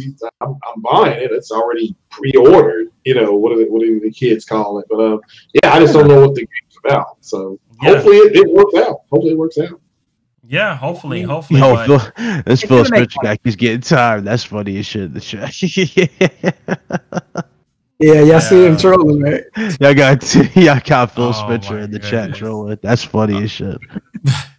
You already know how that is. But yeah, hopefully we'll see about this direct, man. We'll see how good it is. I mean, we haven't gotten a direct since September of last year, full direct, right? Is it September or so? Yeah, I think so. Something like that, yeah. Right?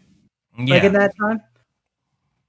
I wouldn't count that. That's not like a general Nintendo Direct. Like, oh no, for sure. I'm just saying. In the meantime, that's pretty much all we've gotten, right? Yeah, for the most part. Yeah, and a lot of people don't even really care about Pokemon like that as like they used to, you know, because but yeah, as far as like a full-fledged Direct, yeah, but apparently nothing is delayed. That was like the last update that we got, and they're getting ready in the next 2 years to drop their next system. So, you know, we could get a new console from them like within the next 2 years or so, and hopefully, you know, we can see what's in the pipeline for this year and, you know, next year. You know, hopefully we'll see what happens there. But it's more hype, you know, for a Direct than freaking Xbox, you know, event altogether. It's I don't know, man. I'm telling you, Nintendo, if I'm telling you right now, if Microsoft don't bring that smoke on Thursday, I'm telling you, Nintendo is gonna blow. You just wait. I've been saying, man. I think you just wait. Nintendo has like stealthily knocked them out and hasn't even competed. It felt like all the time. You notice that they've just been sitting back doing their own simple thing. That's the sad part. That's the beauty of it, man. They're their own. They don't have to compete. They don't have to compete at all. It's crazy. Great. I love this Switch. I think it's brilliant. And their own lane. This can't stop me, dude. Yo, you better hope that Xbox show is good on the 23rd, player. Dude, I'm hyped. I'm hyped. You better hope it's good, player. My expectations are high. I hope yours are high and not low, you know, like the typical sellouts. Oh, I'm hyped for it. You know, hype it up in the chat, but go, I'm going to the show with low expectations. No, I'm going in with high expectations. The highest expectations at this point. Yeah, exactly. Exactly. I want to see some good stuff. I'm rooting for him, man. If I don't see the high, if I don't see nothing that screams like anything, oh, bro, we got a problem. Yeah, they got to blow us away, man. They owe us that. You know, all that talk. You know what I'm saying? It's all first party too, right? It's first party. All first strictly first party. Studios, it's strictly first party. Okay. If it's third party games, like because if they show third party games and the third party games look better than the first party games, yeah, that's another issue. You know, that's gonna be a problem. That's gonna be a big problem. A different thing. Because remember that game Scorn? Everybody was talking about Scorn, that Prometheus alien looking game. Running on. It wasn't even running on the box. On the console. But I'm saying, like, you know, that whole concept of the game. That actually, I don't know. I want to see. I'm actually intrigued to see what that game is really about, like in the future reference. I was so unimpressed with that whole first showcase of those games. What was it running on? Oh yeah. It was running on a 2080 Ti Scoring. It wasn't running on a Series X. What's that game called? It was the I forgot that sword game they showed. That was on PC first. It was a sword game they were showcasing. Bright Memory. That was showing the Xbox show. They was hyping that up. Now the fun thing about that shit was funny because that was my first time seeing it, but they said it was on PC for the longest, and I was like, exactly. No. That was not nothing new. It's a shame. It's really a shame. Like I said, I need to see more. Yeah, I need to see more, man. If you ain't gonna blow me away and give me a reason to get excited about Xbox, then don't even bother. You know, seriously, don't. You know, but this is it. This is it. Ain't no turning back. I mean, if Sony can come out here, regardless of what people saying about Sony and their games and everything, I don't care, because most of the stuff that we saw was alpha stuff, like alpha footage, pre-alpha footage, and it looks incredible. It looks way better than anything Microsoft has put out in the past 7 years. You know what I'm saying? Look at Ratchet and Clank. Like, you can't get that done on an Xbox One or on a PS4. You can't get that done. You know what I'm saying? It's just not possible. You switching from dimensions to dimensions on the fly. No hiccups. Y'all notice how, again, we talked about this again, but I don't know if Marlon, you said this, but they treat whole PC environment like they're first class citizens. Like everything they get access to is either through free means or through a crazy discount. What's even more crazy and asinine to a lot of the Xbox community, because remember they have to pay for online still to access their games. On PC, you don't have to do this at all, so you can experience all their first party at the best, of their ability, unlock frames and higher resolutions and et cetera performance. And you don't even get charged an extra fee at all. But so let me tell you something funny about these games. These games really are like treated like, hey guys, these look great, but like these are gonna look phenomenal on PC type of thing. I'm talking about, they do that on Twitter. Like they'll showcase on the Xbox events, then like 24 hours later they'll go, yeah, it's gonna look fantastic and absolutely amazing on PC. I think it's safe to say that you don't need a Series X at this point. You might as well just jump into PC gaming. Get yourself a 2080 Ti, jump on that. I'm waiting for the Lockhart. That's my plan right now. So you're gonna buy a Lockhart. So that's your go-to system. Like as soon as they drop Lockhart, you like, all right, sign me up. To be fair, PS5 first, without a doubt. And I still have a bunch of friends that are also Xbox diehards. So I'll pick up the Lockhart just to play with multiplayer games I play with them. Yeah, I'm kind of with you on that. I could see that for sure. Like just buying the cheaper end, just for the sake of friends being on the box and chilling with them whenever games they play, but still mostly gaming where you want to, your true experience, which would be the 4K, all that jazz. There's no reason for me to turn my back on Sony when I've seen some of the best party exclusives the past few years that I've ever seen. So I'm going with that too. That's how I'm with PS5. First party PS5, buy the console day one. Any third party games that I might actually really enjoy or really impress me on the system on PS5, I'll probably double dip one for PC. That's probably why I'll roll from that point. Did they announce anything about Assassin's Creed Valhalla coming to PC? I'm pretty sure it's going to. Yeah, it's going to. Yeah. If it doesn't come now, then it'll come later, but it's going to be on there. I mean, when you look at that game, right, from a next gen standpoint, right, you look at Assassin's Creed Valhalla and you're saying to yourself, like, dang, games are gonna be $70. Like, are you excited to drop $70 on that game?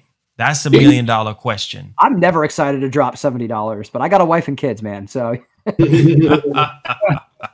I don't think it will be, because people got to remember Assassin's Creed Valhalla was developed for this generation. It says PS4, PS5, Stadia, Xbox One, and Series X. It doesn't say PC. I'm getting that at 60 frames per second, and when everybody else suffers in the console space. But that game was made as soon as they got done with Odyssey. They started making Valhalla. So why everybody thinks I'm not really necessarily talking about from a visual standpoint, but just from like gameplay. Like it's the same thing, man. Just a little different little stuff here and there, but the base of it is pretty much the same thing. Sure. Odyssey, Viking RPG, and I'm down with that. I think that's going to be fun. I hope it is. They're talking about you can take towns and take them over and stuff like that. That's a little more of a deeper RPG, but we'll have to wait and see. It may not. It may be straight trash. We'll see. We don't know until we know, right? No doubt. We'll see. We'll see what happens on that front. Also, I really wanted to touch upon this, but Sega wants to produce better 2D and 3D Sonic games, and this is something going off into next gen. Yeah, Sega got to up their game, man. They really got to get with the technology and stop with the antics. I can't tell you the last time I actually played a good Sonic game. It's been a while, but I think, they should really change the way how, Sonic games are made, especially with next gen having all that power and SSD and stuff like that. I think it would be really, really good. Yeah. I don't even remember. When was the last game Sega dropped? Dang. That's my question. What was the last game they dropped? Because I don't remember playing anything Sega Sonic this whole Forces? gen. I think it was Sonic Forces. I ain't even touched. You know what's funny? I think they gave that away for free for PlayStation Plus. I have not played that shit. I downloaded it like last month. I have it in my library. I just haven't played it. Right. To play in front of my daughter that wasn't violent, so I grabbed that one. That's exactly what I did. Oh no, so that's terrible. I regret buying that game. Yeah, I forgot about Alien Isolation. Alien Isolation was like the only gem I can say from them at this point, because that was really good. But we never got a sequel, so it's like fuck. Yeah, that game was it was all right. You know, you ain't like Alien Isolation? Oh, you wildin', bro. No, you know what you did? You played that. You played it on console. Or did you play it on PC? I played it on console. Cause I played on both the console and the PC, so I started off on the PS4 version. It's really, really good, visuals and all that. But if you play it on PC, running it at 60 and all that, this is why I say 60 needs to be the standard. A lot of people call me crazy for this. When I tell you the game is much more faster paced and the actual Alien is even quicker than what he is in the actual base game on console, you'll be shocked. Oh wow, it's great. Yeah, he's crazy. That? It's like they unlocked. It's like the AI got a buff on PC even more. Like in the movie, like he would do that pacing back type of shit and go and look in the lockers, and he'll go past it, and you think he's running away from it, and bam, he comes back and kills you. He does that consistently on PC. Wow, it's really crazy. It's crazy. Like and I played on normal. Keep in mind, I even played this on hard. I played this on normal, and the damn Alien was killing me like left and right with no hiccups. That is nuts. It's really good. Wow. You need to stream that. I highly recommend you stream that. That's something you should stream. No, I'm dead ass. I think it would scare the hell out of you if you played it on PC. I think you got a good PC. I think you should stream that. Okay, I'll look into it.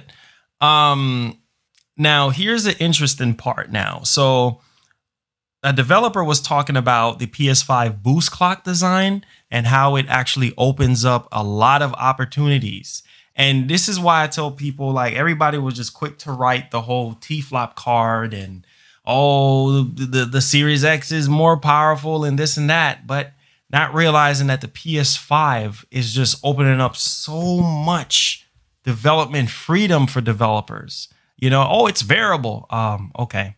It's just it doesn't matter, man. Like the way how Mark Cerny architected the PS5, man, it's genius. And how it's going to allow developers to have everything that they need, and they can go as far as squeezing everything out of the PS5 to make whatever they want. Or they have an infinite amount of speed that they can actually deal with. So what do you guys think about that? Yeah, no variable clock rates. I mean, we already know why they want variable clock rates. It was just the sound of the system. That's it. They only did that because they wanted to make they wanted to be quiet, but also is for temps. That's it. That's all it is. The system's going to be very accessible. It's faster than the current gen. It's going to be very accessible. Yeah, I agree. This. Yeah, this has been there's no difference in a static clock and a variable clock. It's I mean, to me, it makes sense if you have a game and you have a backwards compatible game. And Cerny brought this up in his speech. I mean, he was talking about it. They're going to run at different frequencies, so they don't want to waste anything. And they can if the PlayStation game is going to run at whatever 2.8 whatever hertz. There's no reason to have your clock stay at 3.5 or 3.6. I mean, that's what their design is. So Microsoft went differently. They're like, oh no, we don't care. You're going to use it all, So, but I don't see what the big deal is. There's some developer now out of England, I think, saying that the PS5 is only RDNA 1. So it's just who knows. RDNA 1. They're still on that cocaine. Yep, they are. Lord have mercy. They need to let that go. It's bad enough you got dudes trying to say Ghost of Tsushima's downgrade, like they're using their phones to record gameplay. Nice. I see that, and now dudes are going back to old articles saying, "Yeah, use a combination of RDNA 1 and 2, so really can't use it." My thing is this: why the fuck do you care so much about these small little ass things, but you're not looking at the damn games? That's why I'm understanding. It's funny how everybody goes quiet when you say where the game's at. That's the funny part. It always blows me away. The conversation just goes to crickets. They go, well, we gotta wait. Oh, we have to wait for games, but we can talk about T-flops and damn specifications every damn day. It feels like there's no difference between the systems except one has better video games. There you go. Thank you. I'm a fan of. Thank you. Know, I mean, it's the truth right now. Shoot, man, these people are crazy, bro. Crazy. You know, it's just like what is like. What are you even smoking? You know, it's like what are you talking about? That shit got me heated because I was playing a lot. I'm like, whoever said this shit got downgraded clearly didn't play this fucking game. This shit is fucking incredible. Like the opening of Ghost of Tsushima looks beautiful. Absolutely fucking oh my god. The opening is blew me away. It really is that good. I still haven't even played the game yet, man. But you know what though? You have people out here comparing the game to freaking Assassin's Creed. Oh, I'm gonna play I'm gonna play Assassin's Creed Little Brother. And Xbox boys, man. I'm telling you, bro. Like they try to find every single way to damage control something Sony put out.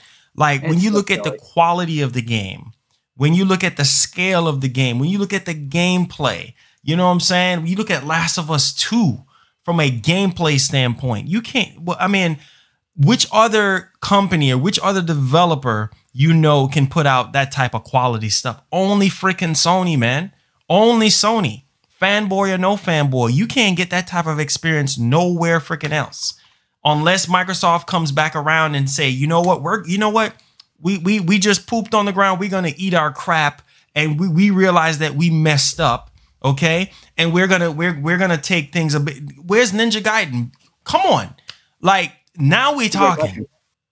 Now we're talking. Where's Ninja Gaiden, bro? You know what I'm saying? Like they need to find a way, you know what I'm saying, to try to attack Sony directly. Sony's strongest strength is their exclusives.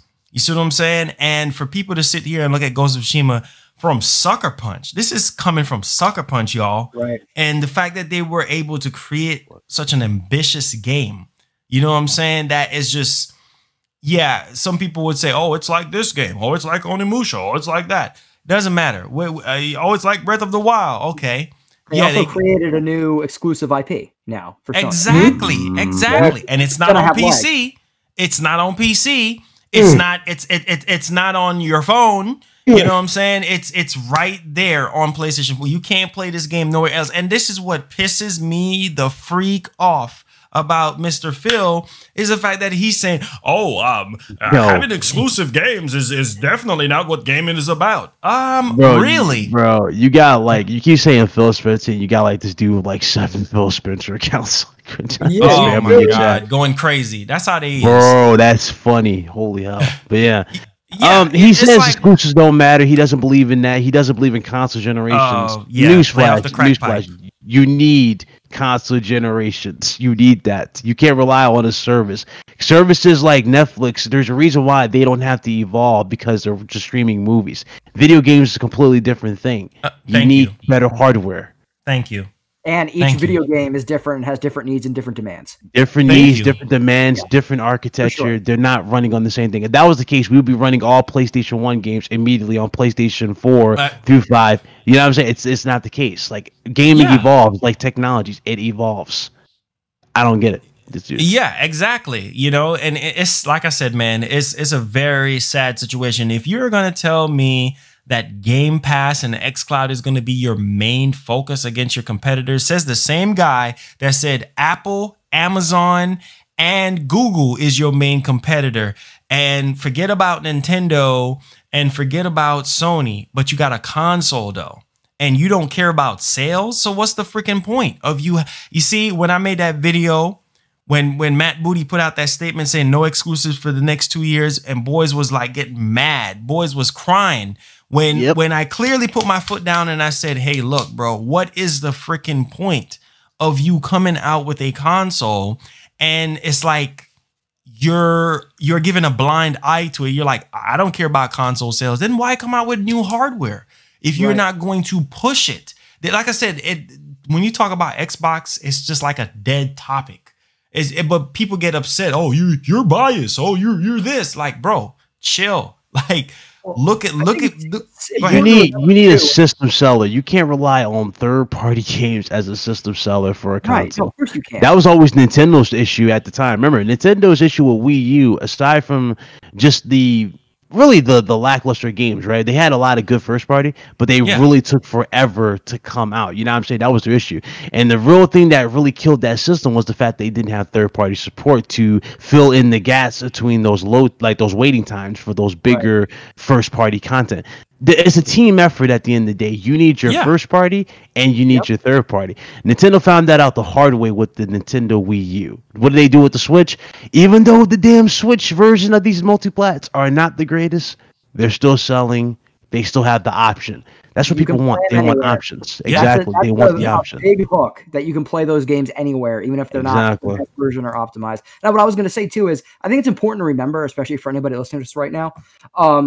I'm willing to bet there's not a single person here in this podcast that doesn't want to see Microsoft do well. Just to be of course, we want them to do well. It's good business. It's good. You need competition. Everybody. Yeah, you need competition. It's economics 101. You need competition. It makes everybody better. And Marlon, going back to what you're saying, I really hope we see in a few days that they were looking at all these first-party PlayStation games that have just been killing it, from gameplay to stories to everything, and they're like, okay, here's where this is what we can improve. This is what we got to gold mine on. I really hope we see that, because if not, then you know what?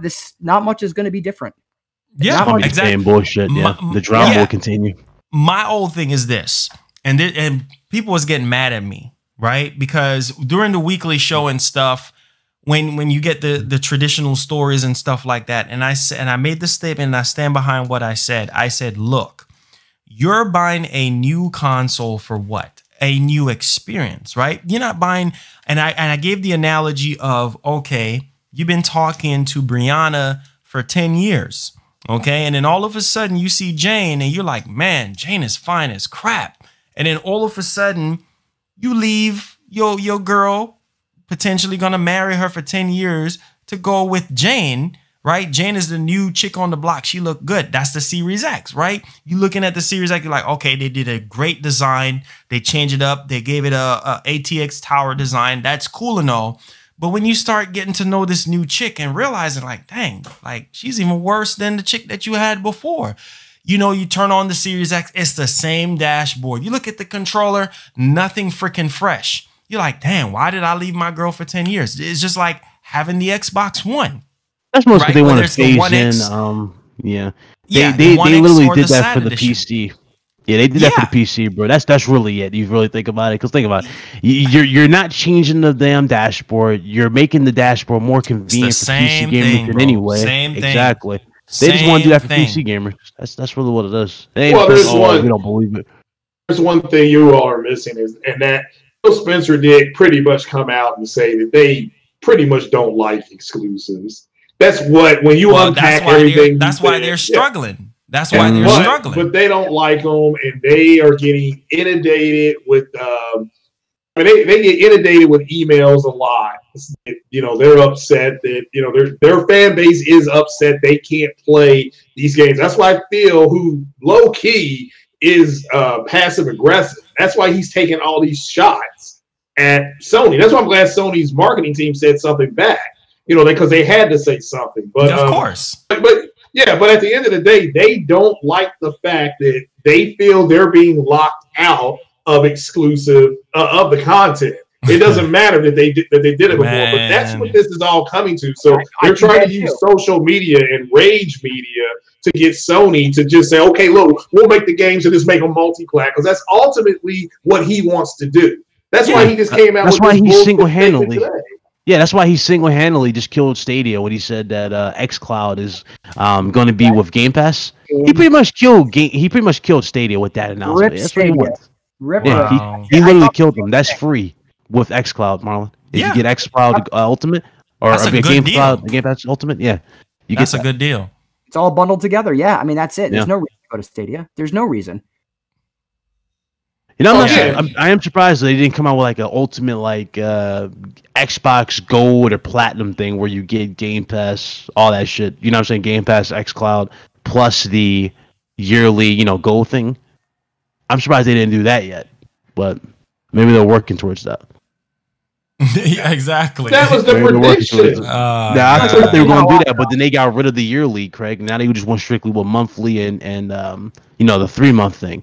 So now that they got rid of that, I think they're going to work their way to it after they get you into that ecosystem. See how it works. Then they're going to go ultimate, subscription. But that was the prediction, was that they were going to become a subscription service. That's, I mean, we said this a year ago, Big Cloud. We're like, they're in the next 30 months, they're going to be a subscription service. Then you had to do with the snakes, the dudes, the snake avatars. No, y'all wrong. X gonna give it to you. Look at them down. They're saying rest in peace to that Series X or that. We got breaking news. We got breaking news. Buckle up. Here we go. So this is fresh off the block. So Phil said, I like our roadmap of working directly with Japanese creators to build great Xbox games. Really? What roadmap? Cool. Really? Wait, question. Can anybody in the chat tell me this roadmap he's talking about? I remember he announced something at E3. He was like, "Yeah, I've been working hard at to get you guys more IPs from Japanese developers." He announced Dragon Ball FighterZ, which was just already announced for the PlayStation beforehand. I'm like, okay, so you said you've been working to get a multiplat on your damn console? What? Yeah, they're trying to intercept reasons why people are going to the PlayStation. They can't. They're trying to say, okay, well, I want the PlayStation.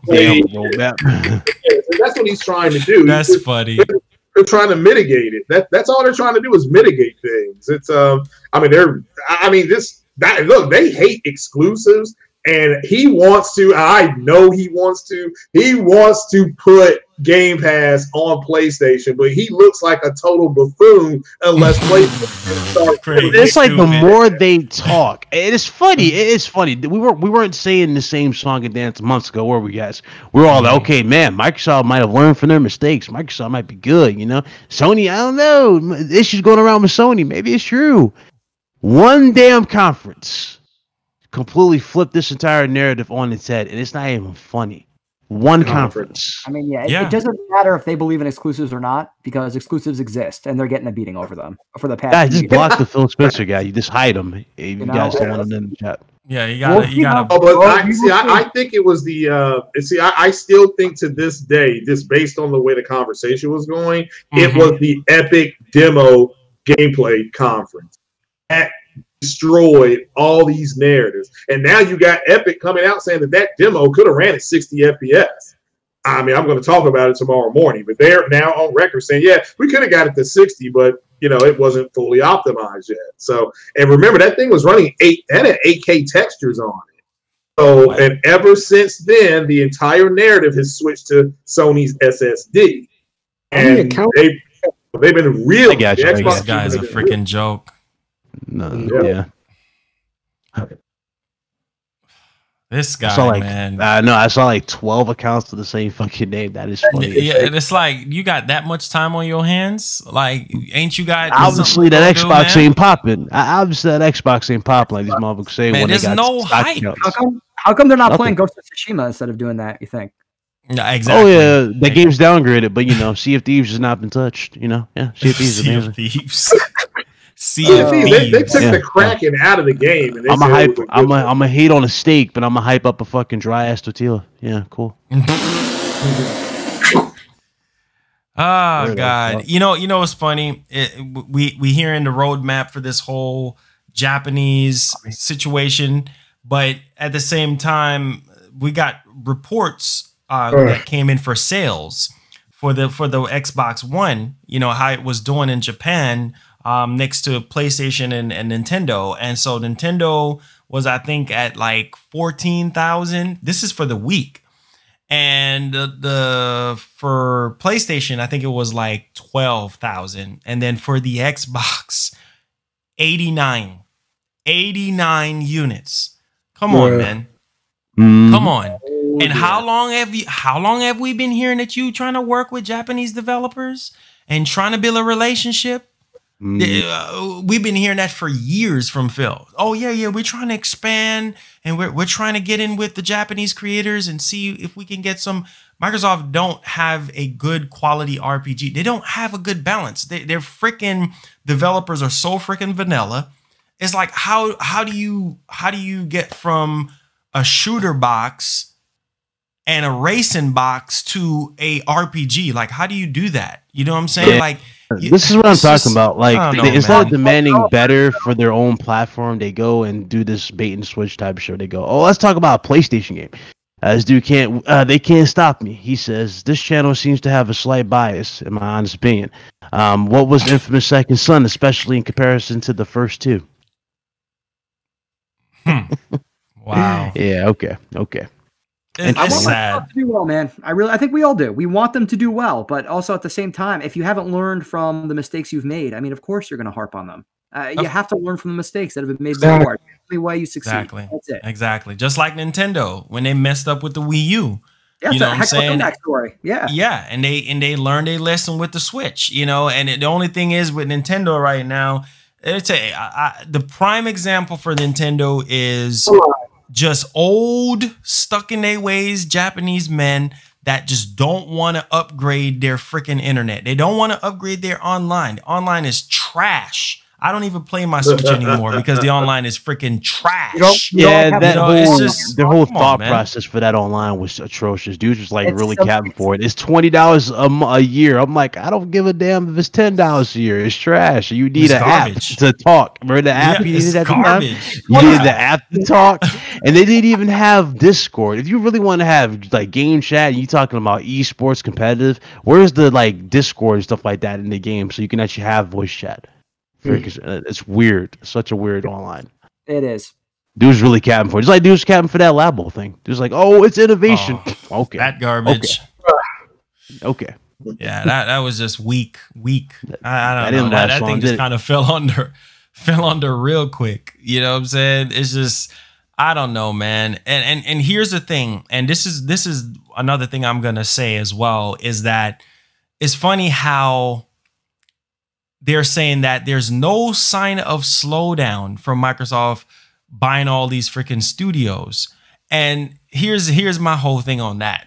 Is that, okay, there's no slowdown. They got money. Microsoft got money, so they can buy whoever they want to buy. But my question is, are they going to put them to work? Are you going to put them, like, what did you learn from Xbox One? They're gonna put them to work, right? But it's not in the way that we all think. Like, remember how, like I said, they could be powering the. Ryan, I don't want to hear that, man. No, listen though. Remember how, like I said, they could be bringing back all the classics that we know and love and remaking them, and remastering them, and really pushing the hardware. You know what they're really gonna be doing? Because remember, you have a software, you have a new subscription service.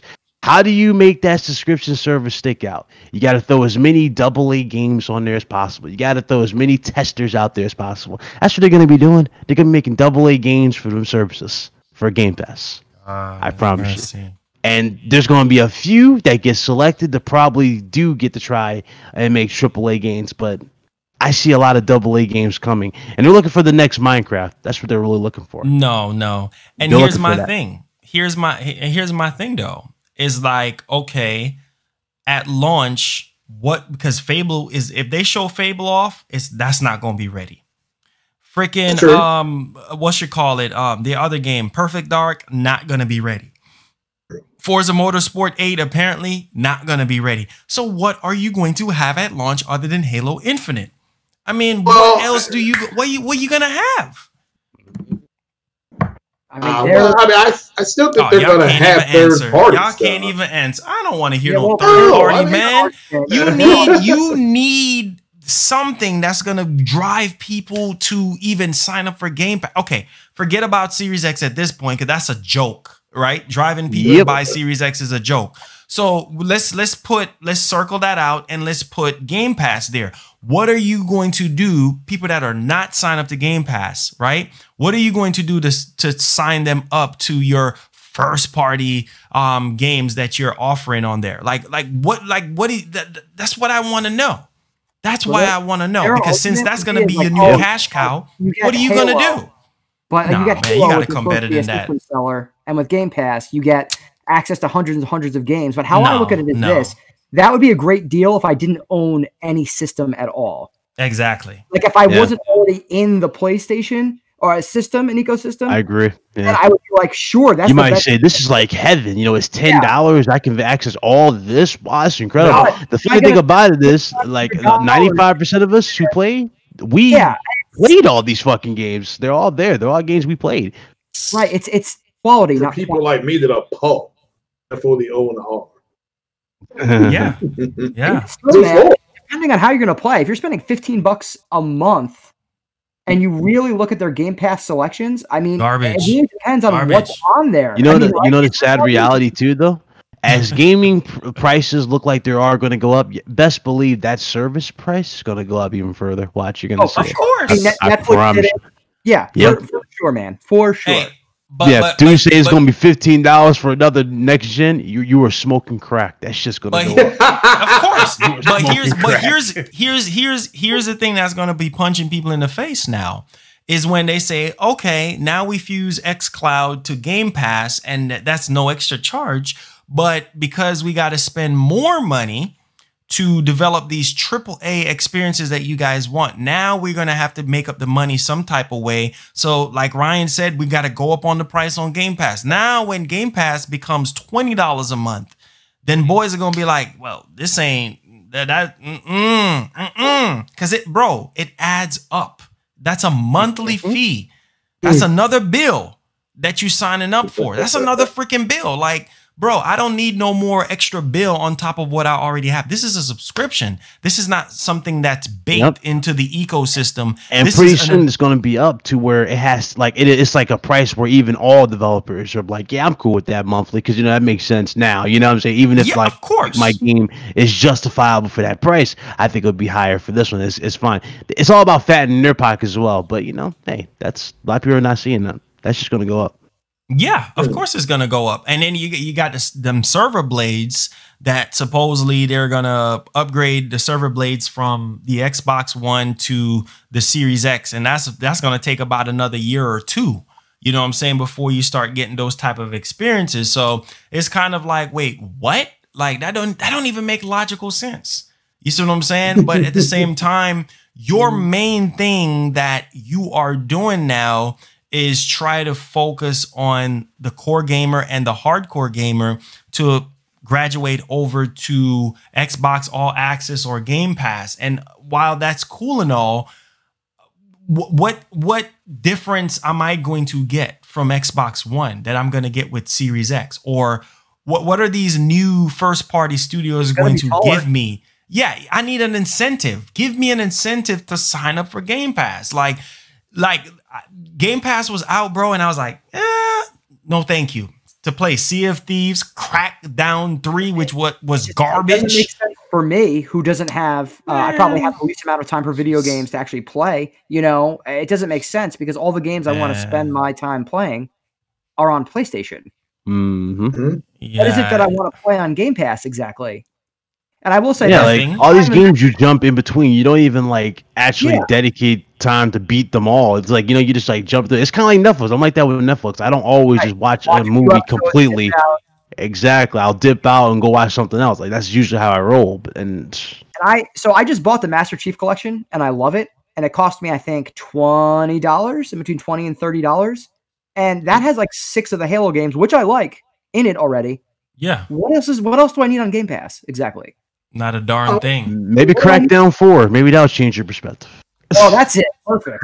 Crackdown 4. That's the destructibility. Gears 6. Gears 6. There you go. Now you got Gears 6 again, to I like Gears of think War. about. The last one I bought was 5 last year. I don't need to. 4's in 99. Like we're out of exclusives I care about. I think that are available to me at this moment. Let's go with 4's in 99 though.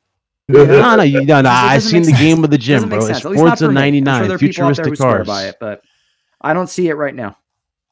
Yeah, Forza 99 though, futuristic cars drifting in the air. I don't know, man. You gotta wow me. You gotta wow me this time around. I mean, if you're gonna make Game Pass your premier thing, and watch what I tell you, they're gonna talk about Game Pass at this show. They're gonna talk about it.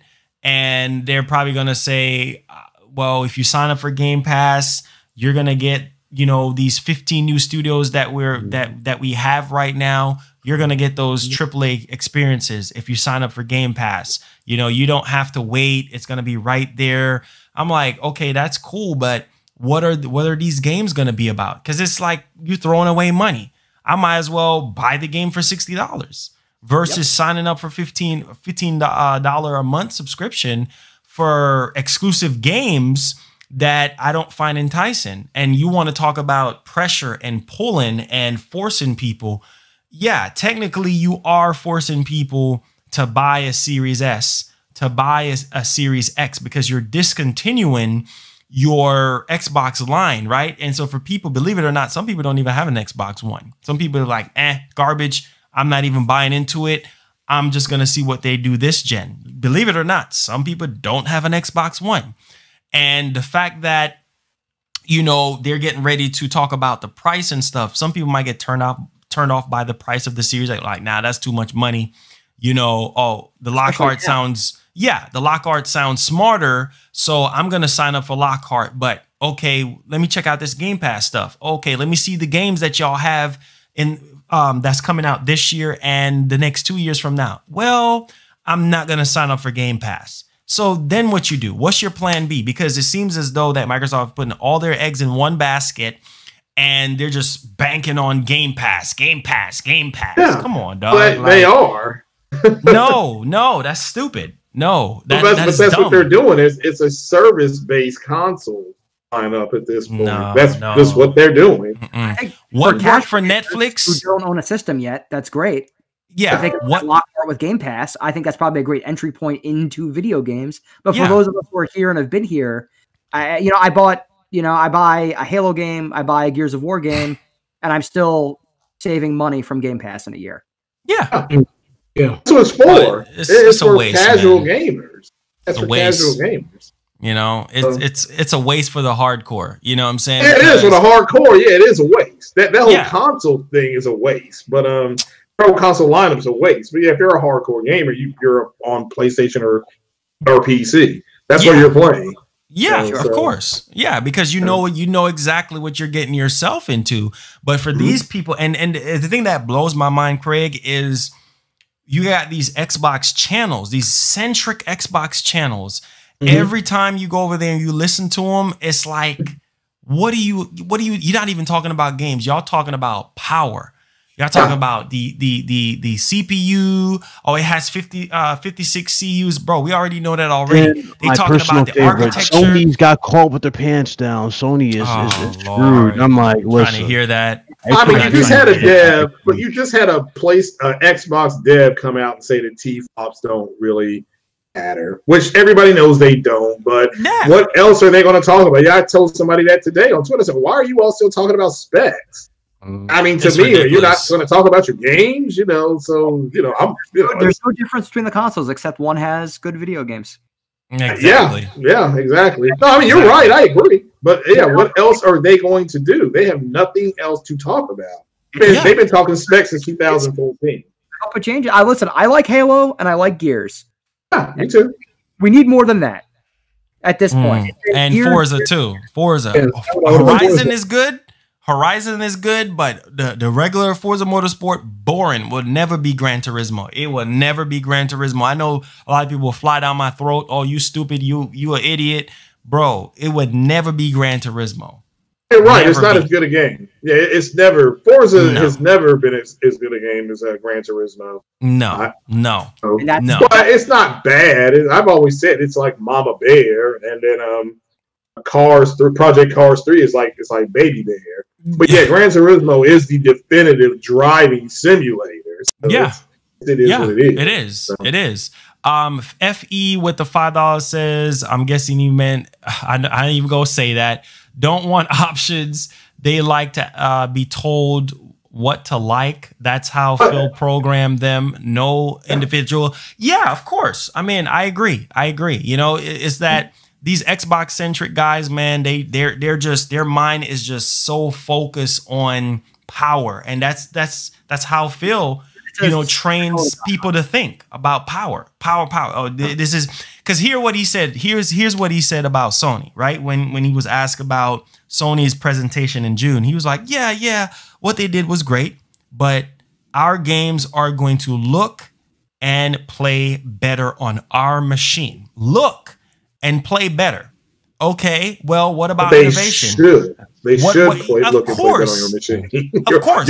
Yeah. Horizon Zero Dawn on Xbox and Miles Morales on Xbox. No, it's not even that. It's think about what he just said. Our games are going to look better and play better on our machine. And everybody, that's not news. The games that you make should look and play better. But guess what? Right. I can play your games on PC and they're going to look and run better. That's the reality that they're dealing with. So, it is what it is. I just shrug my shoulders and I hope they hit a home run next week. I really do. I hope they hit a home run. I pray they do, man, because Sony needs some competition. Nintendo needs some competition. And I'm telling you, if they don't break free from this madness next week, they are going to be the laughing stock once again. Nintendo is going to blow them away with a 1 T-flop system like they always been doing, outselling them. And Nintendo is going to have a better selection of first-party stuff. Sony, we already know they're going to deliver. So Microsoft, what are you going to do different now? I know some people saying, "Oh, Lockhart is gonna be a handheld. It's gonna be portable." Okay, that's still not going to be strong enough to compete with Nintendo. Look, Sony had to back out of the handheld race and let the true king reign supreme, which is Nintendo. Sony, they already know that Nintendo got that market sold up when it comes to handheld. So what is Microsoft going to do different this generation to be able to even tackle Nintendo? They can't stop Nintendo. How are you going to stop Nintendo with them lackluster first-party exclusive games that you have? It's just not going to happen. No, I just, like I said, me and Big Cloud, we talked about this last year. People are looking at it like it's a 1-for-1. It's not. They have given up on the console. I mean, when you make something new and you flat say, we don't care if you don't buy the console, they're literally they're telling you the truth. Wow. So they're banking on their service to bring people in. And now all the other passive aggressive stuff that Phil's been saying, I am glad that Sony's marketing head did say something back to him. Like, yeah, look, we believe in generations, and the fact is that Microsoft does not believe in generations. They don't. They don't. So, and of course, and like somebody, like you were saying, they have programmed their fan base to not believe in them either. Even though at the beginning of this generation, in order for me to play Elite Dangerous, I needed to get an Xbox One. If I wanted to play Killer Instinct, I needed an Xbox One. If I wanted to play Rise Son of Rome, I had to get an Xbox One. So it's all 4s or 5. I mean, they had the car up on the stage for crying out loud. I had to have an Xbox One. So it's just that they got their tails kicked this generation. So they've changed the way they are going to deliver content and how they're going to define success. That's what they've done. Yes, pretty much all it is. Yeah, most definitely. It's a sad state of affair, man. But like I said before, we'll see comes Thursday, and we'll all gather back up on Saturday and try to judge what they give us, and then hopefully Nintendo is going to have a direct on Monday and stuff, and then we kind of go from there. I don't think we're going to get anything else from Sony this month, but who knows? Like I said, if it was me over there at Sony, I would try to knock the win out of them on Thursday by doing something, whether it's, pre-order date, like when can we pre-order, or something, some type of strategic move to kind of level the playing field a little bit here. Because come on, who wants to sit there and watch their competitor reign supreme over social media and then Sony don't get no piece of the pie? Because best believe everybody's going to be talking about Xbox on Thursday. So Sony needs to do something, some type of way, whether it's the price or drop something. Release date, something to kind of get people to talk about PlayStation. They kind of used Jeff Keighley to get the controller out the way, so we saw the features of the controller pretty much used, which was interesting. But if anything Sony would announce, I think they would just do like a stealth reveal. Remember how Microsoft did the poster? It's like Xbox July 23rd event. Yeah, do that, but do that for August or something like that. Like, you know what I'm saying? Have that there. Yeah, I can see that, Ryan. I think they should do that. Yeah, like a stealth tweet. Like, soon as the show either is about to start or after the show, it'll say, "Hey guys, tune in this day, PS5's last." You know what I'm saying? And then get into that, bro. like, or PS5 deep dive, like console teardown, and then do that. Because they did say more shows to come, so they could do a teardown. They could showcase a teardown. They could say, "Hey, here's a teaser for the teardown." Yeah, well, they said they said they were probably. Yeah, it could happen because we got the controller. Why not show the teardown, and then just do? Yeah, you got the controller's features out the way, so you know what it does. Just showcase what's in the box, like how how they put it together. You know, go a little bit over more of your specs. You know how the water cooling and all that stuff goes. Maybe do a noise test if they wanted to do something like that. Maybe. Yeah. No, do that type of thing. I agree, Craig. Anything on that? What do you think Sony should do, man? Against Microsoft? They've been promising a teardown anyway. So I thought they were going to do it this month. I mean, but it might be after the show. I guess they still could. I mean, there's still a couple weeks left. I mean, why cram up August? I mean, they still got September, but why cram up August? You know, that they could do the teardown this month.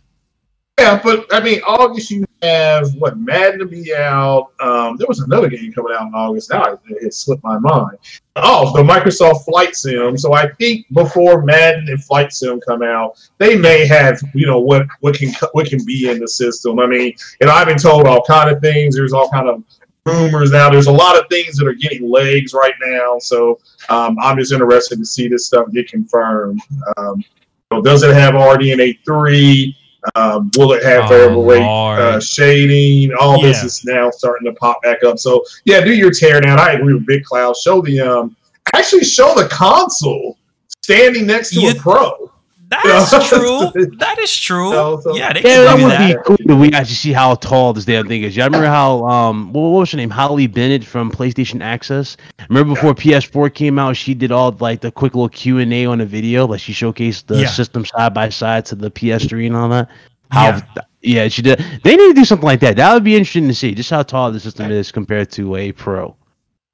Just do something like that, but tear down, how the smart ship is going to work on games, which you can expect. There's things like that. I'm more interested in the tech side of it. I understand I don't need a gazillion T-flops and a bunch of compute units and all that kind of stuff. So what I saw in Alpha, Marlon, you brought it up earlier, at their conference that they had, that was fine. I mean, I would have preferred a little more gameplay, but okay, fine. That what I saw was like, their tech works. It works. Then they just showed the gamepad. It works. And so they're fine. They're fine. I mean, we know we're going to get a God of War next Aloy adventure, something called Demon Souls. Or Dark Souls, something Souls. So everybody knows that's coming. So that's going to sell itself. The Miles Morales Spider-Man. That's coming. Plus, their multiplayer. The Avengers game. There's going to be 4K. You have a 4K 60 mode. They just released. There's a Deathloop. Those developers just released. They're going to have a 60 FPS ray tracing mode. So all this is now starting to take flight. So I would like to hear more from the guys who did is it Canoe? That's the most interesting game I'm more interested in. Yeah. I would love I'm loving that. So that will be lit. That will definitely be legendary and stuff. But yeah, guys, so I can't wait for Thursday and see what happens on that front, and then see what Nintendo does and everything like that. So we're gonna go ahead and close out the show for today. Let's start off with the outro with our guest here, Jeremy. Make sure you introduce yourself to the panel. We had a few people coming in. He's an actor / voice actor, so let everyone know about you, man. Hey guys, my name is Jeremy. I am an actor, voice actor in a few video games as well. You can find me on Instagram and Twitter, all that good stuff, at j.remy, JAYDOTREMY. Shoot me a message. I love talking video games. Clearly, I'm here. I'm an educator by day, working in the public schools as well to help pay the bills. But I've been acting for about 20 years now, and I've been very, very lucky. I've been to working not only in a bunch of cool films and TV and plays and all that stuff, but I got to really live my passion and voice in a few video games. I got to work with John St. John, who's the voice of Duke Nukem, who has been absolutely incredible and has helped me a lot on my way as well. So I love video games, and yeah, I mean, I've been playing all my life, and I'll be playing till it ends. Nice. Well, there's never mind. I'll tell you afterwards. Big Cloud knows all about tell you talk about voice acting. What happened on the what's called this podcast? That's why I stumbled for a second. Like, oh shit, he might have said it. Yeah, I'm good. Like, not here, Craig. Not here, please, not here. Yeah, no. You're right. Anybody else have anything else to say? Oh yeah, hey Marlon, thanks for having me. I work every other weekend, but man, love your podcast. Great podcast yesterday with Jeff Grubbs, aka Grub Snacks. People really do need to listen to that. Well, again, that's not me. That's what he has on his Twitter. If you all don't know, it says Grub Snacks. So, but it was just good hearing from him, hearing his perspective, especially on the business side of what's going on. That little 3 to 5 minute nugget that he dropped there, kind of midway through what you all were talking about, was just gold. Gold, right? It was straight gold.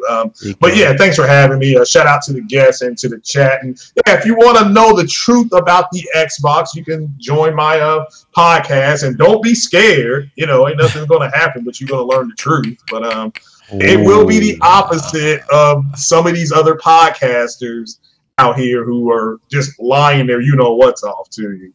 But yeah, shout out to Marlon for having me. I appreciate it. Anytime. Ryan, the homie.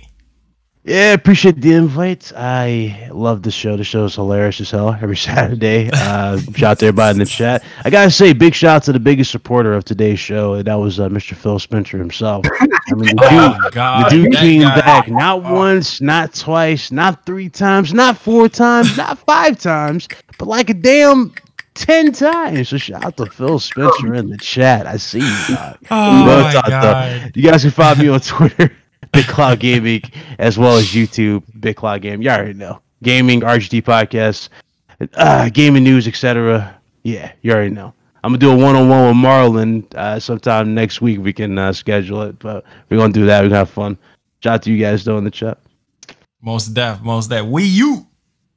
Appreciate you having me on the podcast, man. Shout out to everybody on the panel, man. This was a hilarious podcast today. And Phil Spencer in the chat trolling. I had to go in and time. He's still here, dog. He's still here. Oh my God. Ridiculous, bro. Ain't got nothing else better to do. I'm just gonna say I'm wishing Phil Spencer luck with this event. I'm wishing him luck. Event. That's all I gotta say. I gotta wish him some luck because I ain't looking too excited for that Series X, that Series fridge. I mean, that's what I'm saying. But appreciate you having me on the podcast, man. This was amazing, bro. Doji Martin, you too, Doji Martin, news, all that other good stuff, man. It's definitely lit, man.